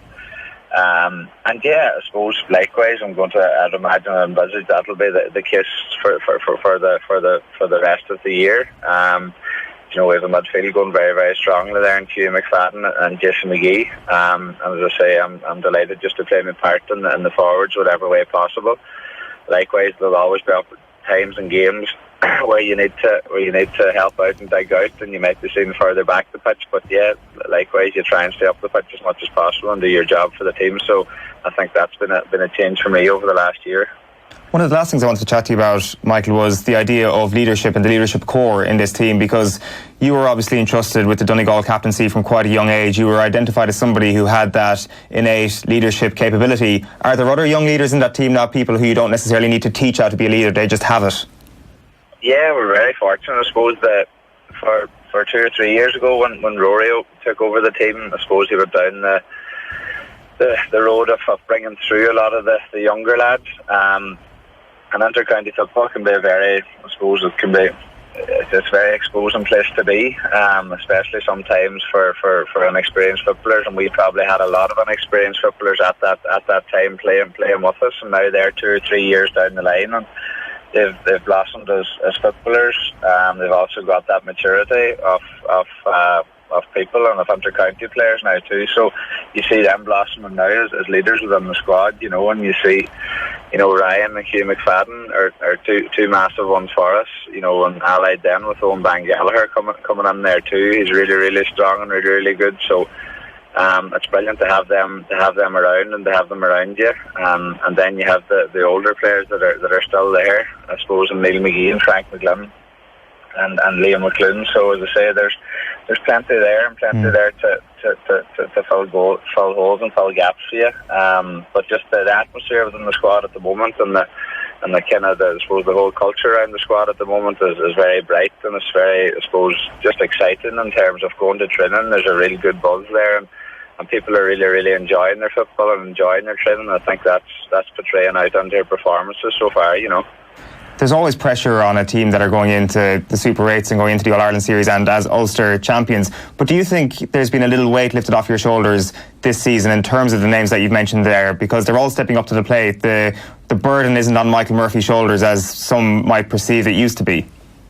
Yeah, I suppose, you look at I suppose our spread of even scoring throughout this year. It's been spread right across the whole team, and that's brilliant to see. And again, there's probably reasons, and there's reasons why we all want to do that too. And I suppose you just have to look at what you're trying to achieve. And the game, what we're trying to achieve is be successful. So that's be successful in Ulster and be successful in the Super 8s. And if you're very fortunate enough to overcome the Super 8s and get into the last 4, you want to be successful in them. So there has to be a model of playing, and there has to be a model of going forward that you really need to hone in on. And one of them was to try and, I suppose, have complete footballers, the likes of what the Dublins have brought to the table over the last number of years. And even you look at your successful teams in Tyrone and what Kerry's are doing in terms of trying to have, defenders who are able to defend first and foremost, but able to bring something to the table going forward. And then, I suppose, attackers who are able to attack, but also them, when we're without the ball, who are able to defend. So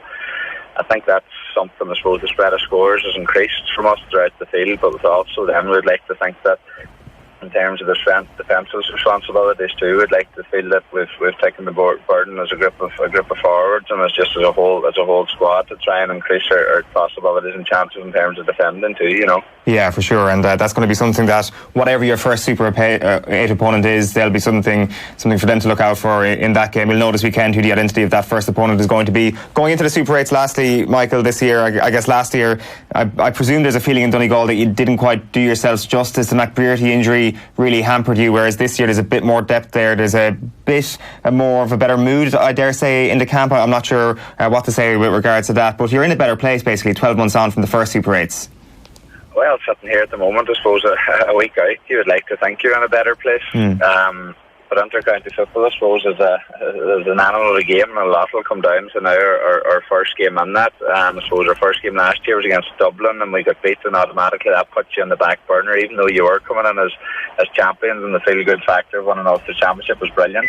Automatically, when you lose a game, you're on the back foot in the Super 8s, and we know that from experience last year. So I suppose we've been concentrating on sending us off as just this first game. It's a bit tricky, you don't know your opponent, but we have a small idea now. It's either going to be Meath or Clare, so we've been just really, really pushing hard towards that first game, first and foremost, and that's what we'll be throwing all their eggs into the one basket for that. But yeah, no, as I say, the mood is good, and I suppose that I keep on saying that the youthful exuberance of the younger lads that are there have really brought the best out in the whole lot of us, and they go into it with I wouldn't say a carefree attitude, but they're much more excitable in terms of training and wanting to impose themselves in trainings and games and enjoying that. So that's really rubbed off on the whole lot of us, and we just hope that can carry through now for us towards the Super 8, you know. Well, I think I speak for a lot of GAA fans when I say we're looking forward to seeing a bit more of this Donegal team in action during the Super 8. Very best of luck with the training over the next week, Michael, and we'll chat to you soon. Thanks for taking the call.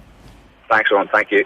Michael Murphy is an ambassador for Kellogg's GAA Cool Camp, and the Cool Camps are open for registration now on gaa.ie/Kellogg's Cool Camps. Kellogg's GAA Cool Camps is Ireland's biggest children's summer camp. Yeah, that's my mic off. There you go. Is 1 2 1 2. There we go. We're back. We're live. That was recorded last week with Michael Murphy there speaking with Owen. Now it's time for the most controversial slot in the history of Irish sports media. It's that time of the week. It's the very latest edition of our Specsavers Power Rankings. Owen has been working away very hard to bring us the incorruptible Power Rankings.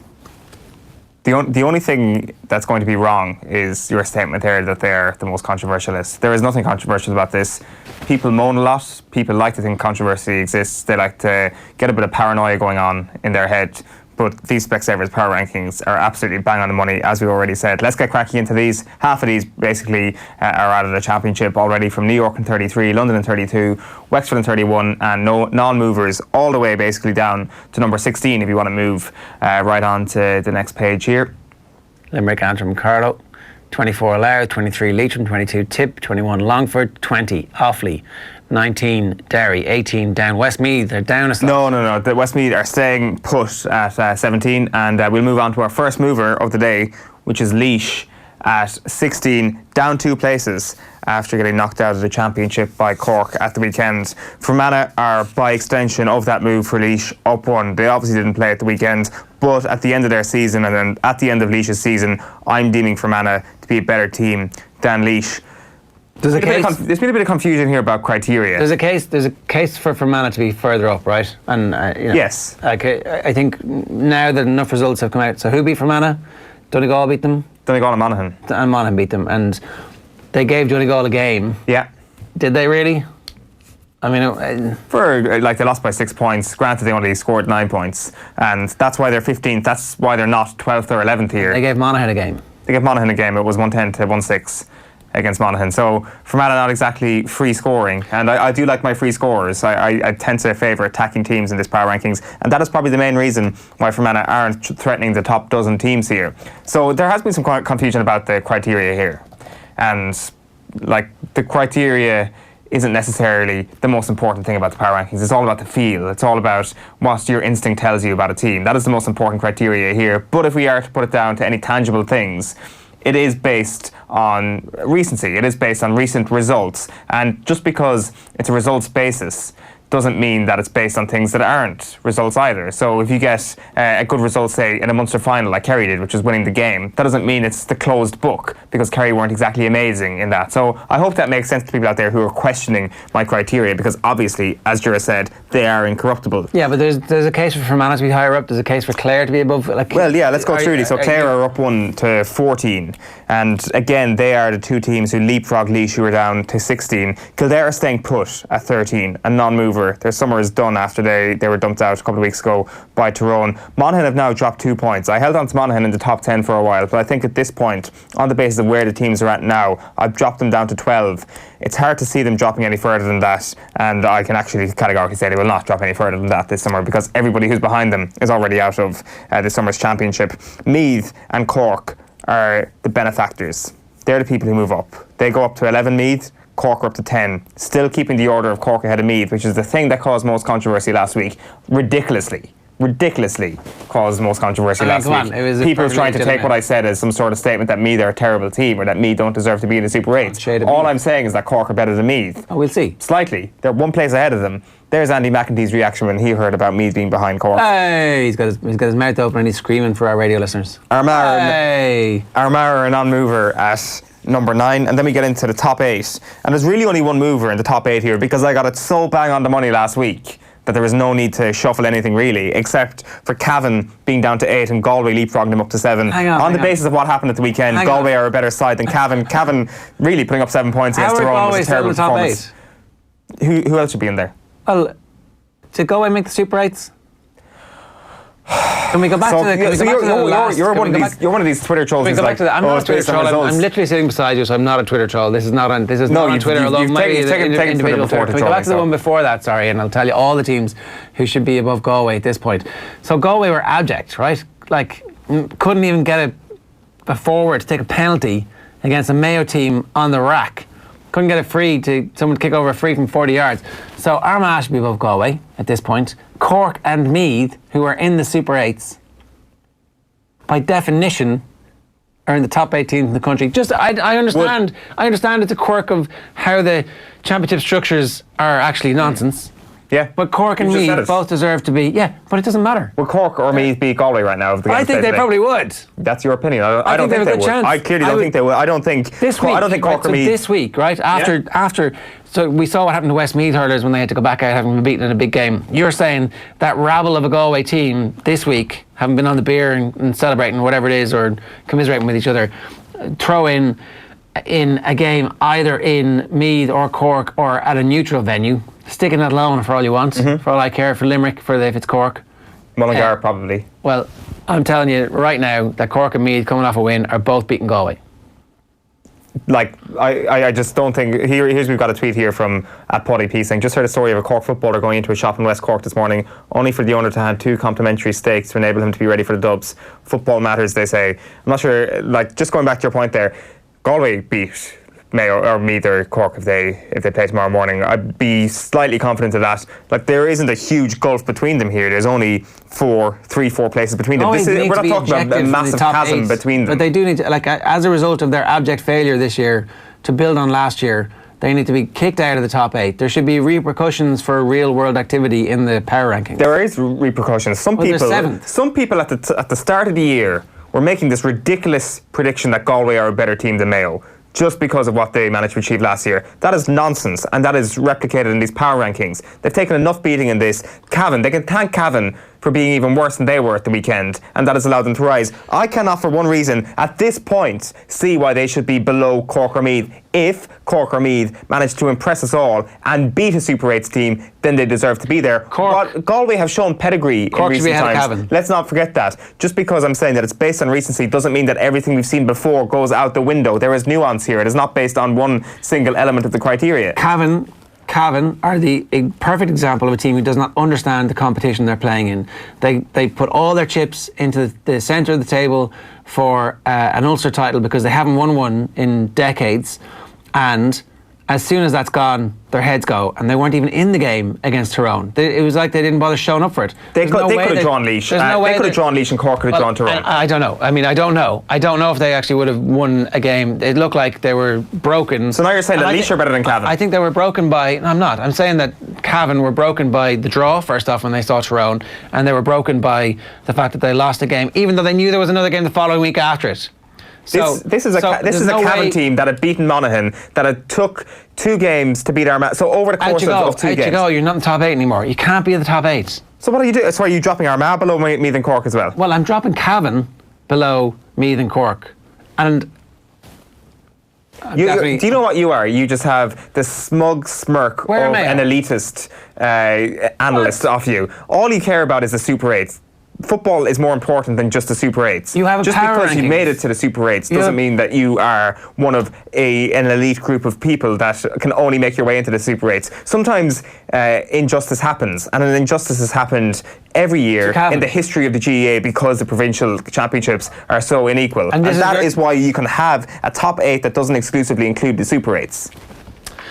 Okay, so let's keep going, right? Sorry, Galway 7. Up 1, and the rest are not movers, as I said. Galway have gone up. Yes, because Cavan were worse than Galway were at the weekend. So Galway, abject failures, play rubbish football and go up in your power rankings. You would leave them behind Cavan. You would leave them behind Cavan after last weekend. I would leave them both out, and I'd stick until they prove us wrong. I would stick Meath and Cork in the top 8 for now. Right, and if they lose every game, that's not how they these get works. They haven't shown the power that these power rankings are based on, the mystical thing that will propel them to the top table, and the top table is the top 8. For me, like I said, Fitzmaurice is tipping Cork to do well against Dublin at the weekend. And has that game happened yet? No, but at least exactly. They haven't done well against Dublin yet. Just because somebody's thinking they're going to do well against Dublin doesn't mean they are going to do well against Dublin. You said that they performed surprisingly well against Kerry. They did. They were very good, and that's why they're 10. They're in the top 10, Cork. Like, this is a team that got relegated to Division 3. I'd had them up for at the position 12 before the Kerry game. No one cares about the league. We knew this was coming. They are getting their due credit. They're in the top 10. Roscommon, let's go into the top 6 here. Roscommon non-mover at 6. Kerry still in at number 5. Mayo in at number 4. Tyrone are team number 3. Donegal holding on to their number 2 spot. I just think that after the result against Tyrone, they have to still be ahead of them. And Dublin, of course, number 1. So this is where we're at the moment. As I say, no movers from 6 to 1. People would have perhaps criticised the fact that Mayo and Tyrone were so high after, provincial defeats. But clearly, I might have been proved right here. Okay, I'm willing to give you that Mayo and Tyrone, although I don't know, I wasn't that impressed by Mayo's performance. Talking to some Mayo people around the office, they don't care about the manner of their victory, but Mayo had that game home and hosed after about 20 minutes, right?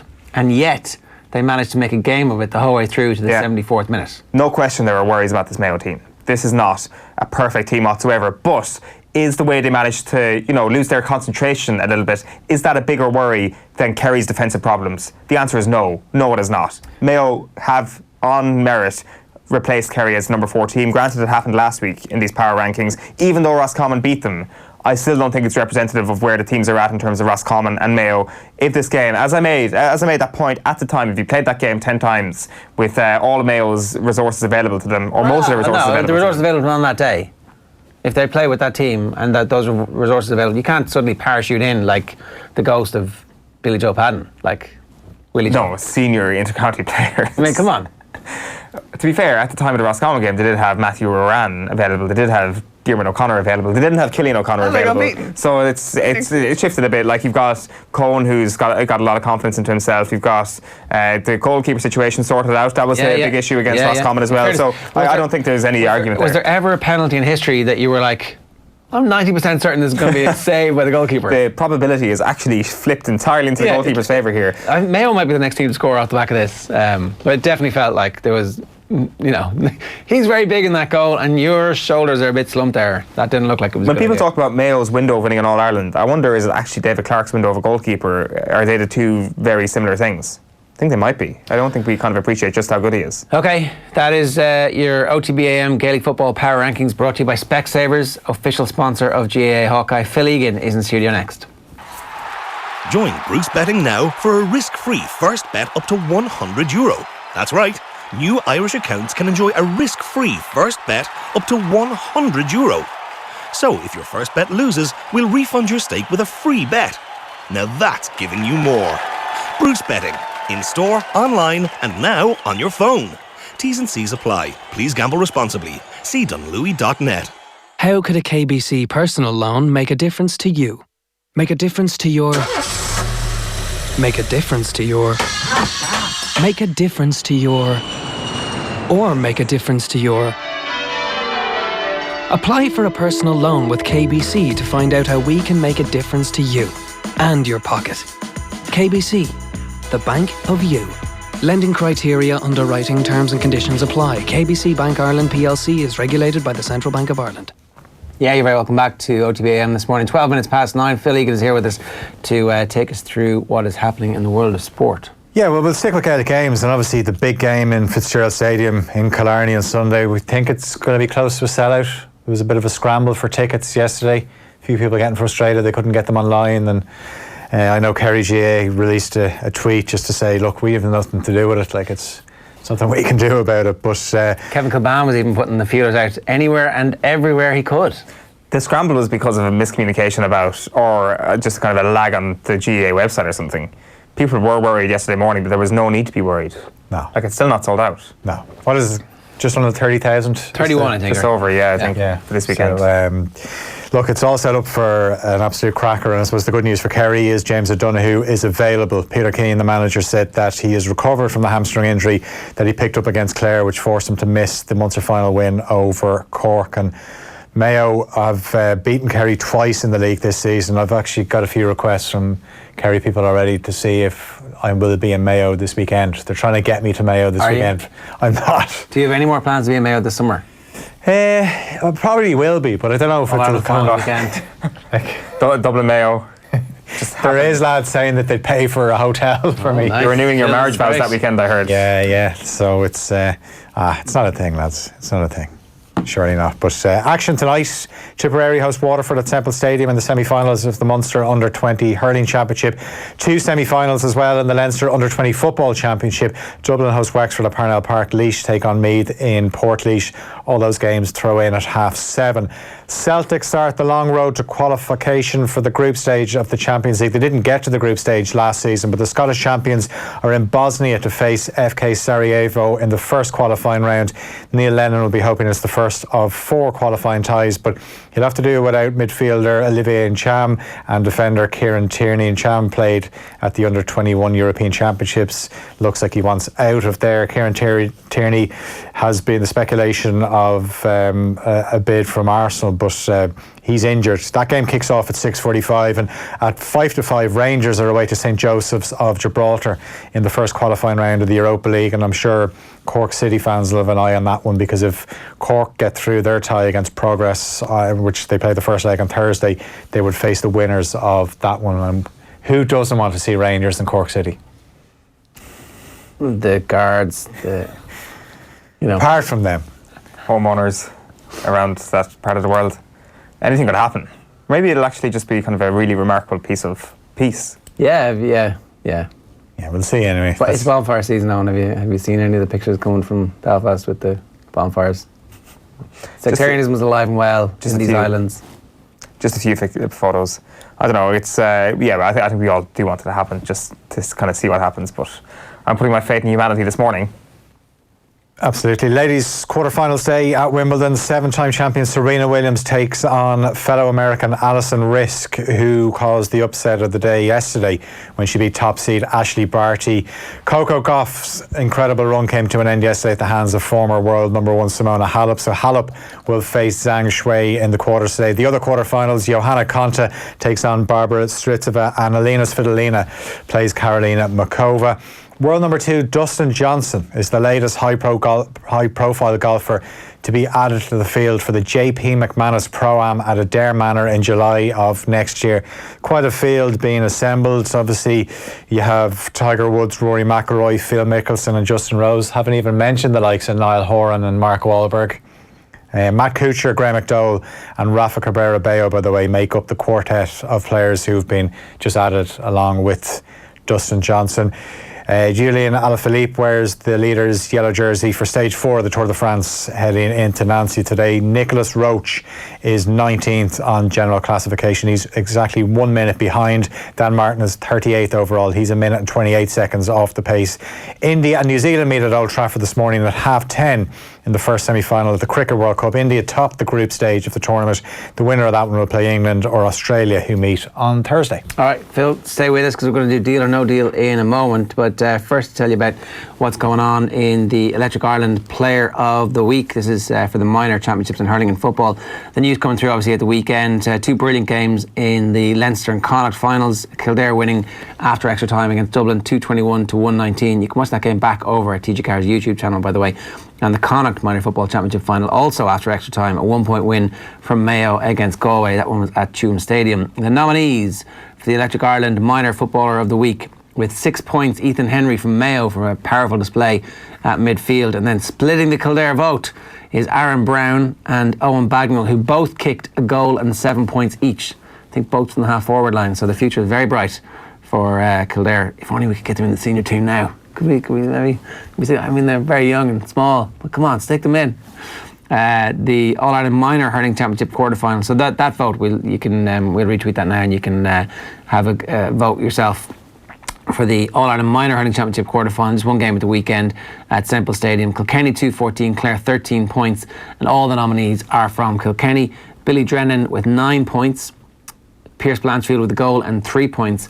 And Aidan Tallis, the goalkeeper for Kilkenny against Clare. He was the unsung hero for Kilkenny on the day, pulled off 3 brilliant saves to deny Clare a goal, was what Enda Call told us. He was at the game and also said that Billy Drennan was the standout player, scoring 9 points and set up the second goal as well. So you've got to make your votes, and you've got about 24 hours left for that when we'll announce the winners for the Electric Ireland Player of the Week in the Minor Hurling and Football Championships on tomorrow's show as well. So, time for us to get on to Deal or No Deal at 9:18 this morning. Yesterday, a bit of housekeeping, I'm going to start with this. Yesterday, we discussed the scintillating prospect of Diego Costa joining Everton. Now, far be it from us to report hearsay on Deal or No Deal. We're all strictly about the facts, which means we've got to correct the record. Jim White has poured icy cold water on the rumour, telling his TalkSport show, "I heard from the very top at Everton yesterday as Diego Costa to Everton was doing the rounds. You can forget that. That has been described as complete nonsense." Well, screw you, Jim White. So it looks like our low legitimacy rating was correct. Bringer of doom, that is Jim White. He's good mates with Farhad Mashiri, isn't he? He has the inside does he? line. Yeah, it got to a stage where you were thinking, if you're Farhad Mashiri, stop talking to him. He's literally just given Jim White all the lines on Everton. I'm always interested in the chicken and egg situation with Jim White here. Did he become friends with Mashiri before he was deadline day guy in the yellow tie, or did Mashiri befriend him because he was the guy on deadline day wearing the yellow tie? Mina Raiola was on the show last year. I remember one time I was listening in, and there was something. It was just before Lukaku's transfer. He's like, "Oh no, Lukaku's not going anywhere." And then 3 days later, Lukaku was gone. So, not always getting the full facts from his guests on every story.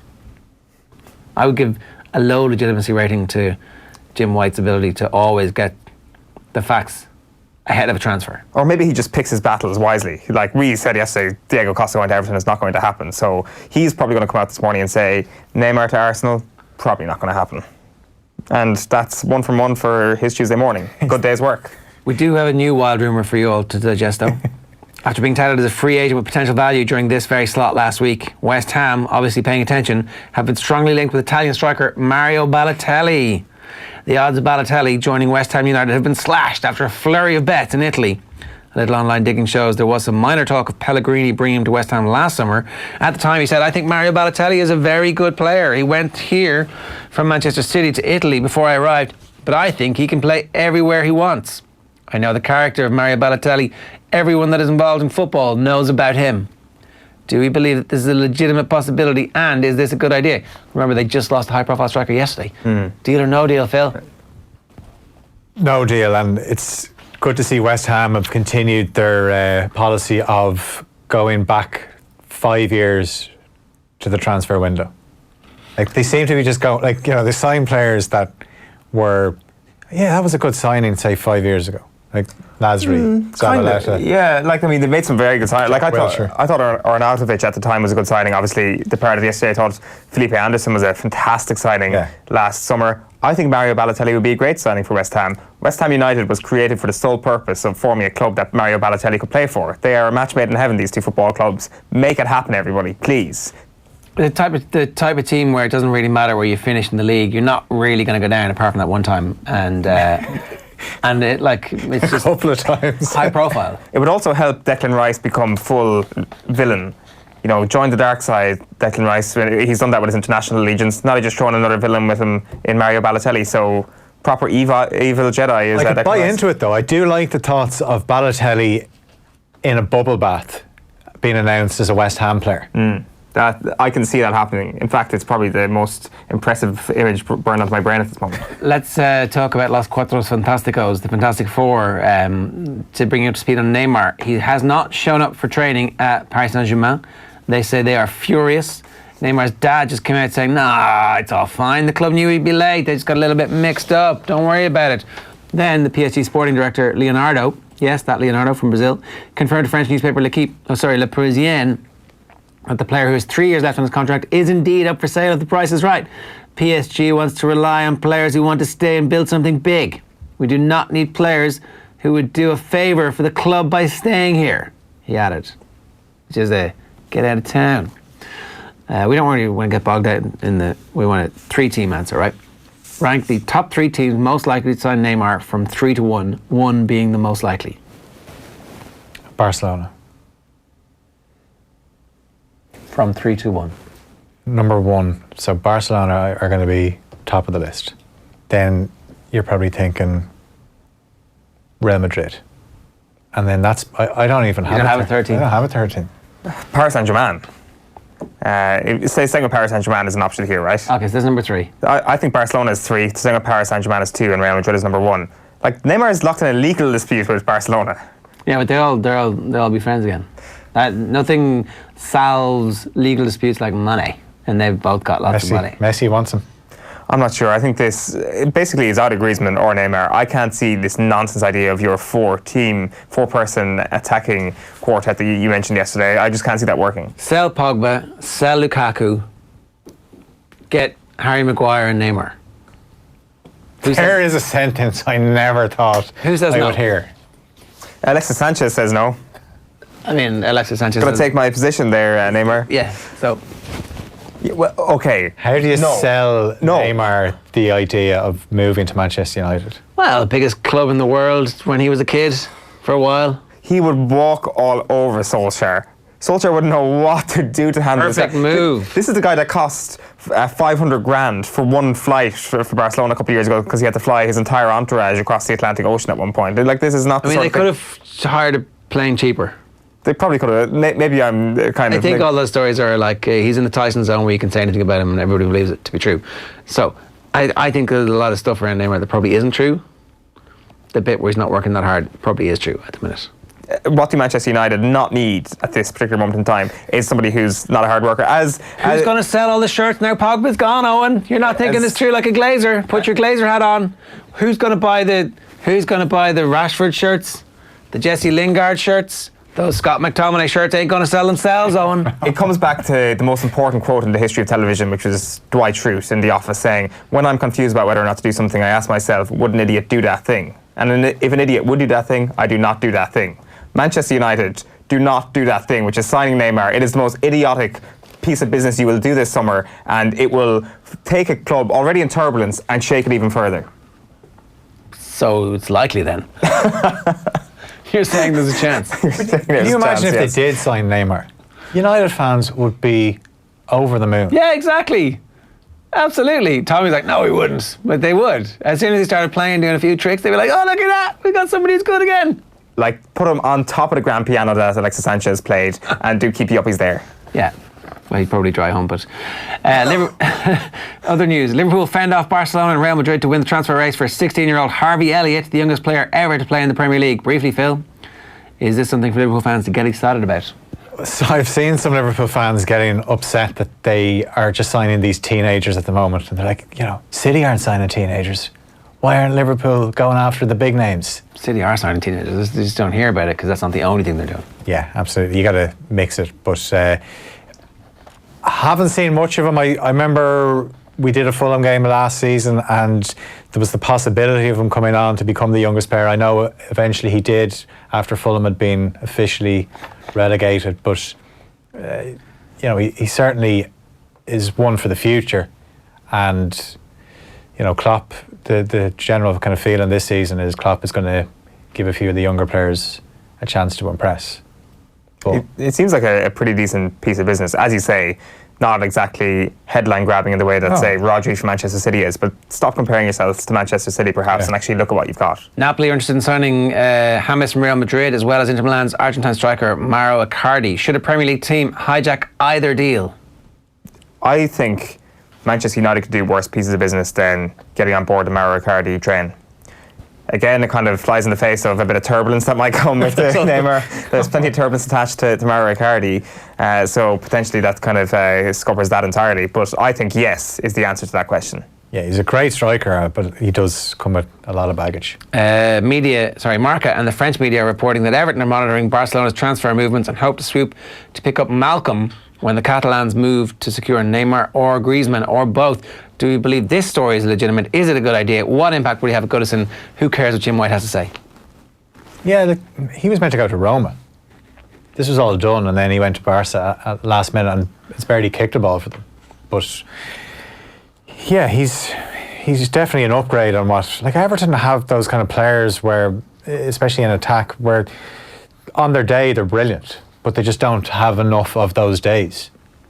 Finally, very quickly, Wayne Rooney says Jadon Sancho should not join Manchester United. He thinks he should stay at Borussia Dortmund. He has to ask himself whether he would get the playing time he gets in Dortmund when he moves to England, or would he just sit there on the bench? Play time is so important to a young player like Jadon. If he gets the most playing time in Dortmund, he should stay there. Is Wayne Rooney correct? Yeah. Well, I think it's pretty easy. I think giving Jadon Sancho the opportunity to join Manchester United now is like saying to him, would you like to come and ruin your career?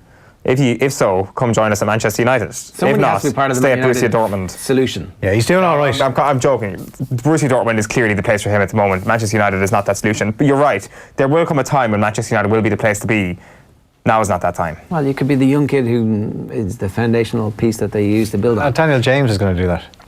He's a start. Jadon Sancho next on that list. All right, that is all we've got time for this morning on OTBAM.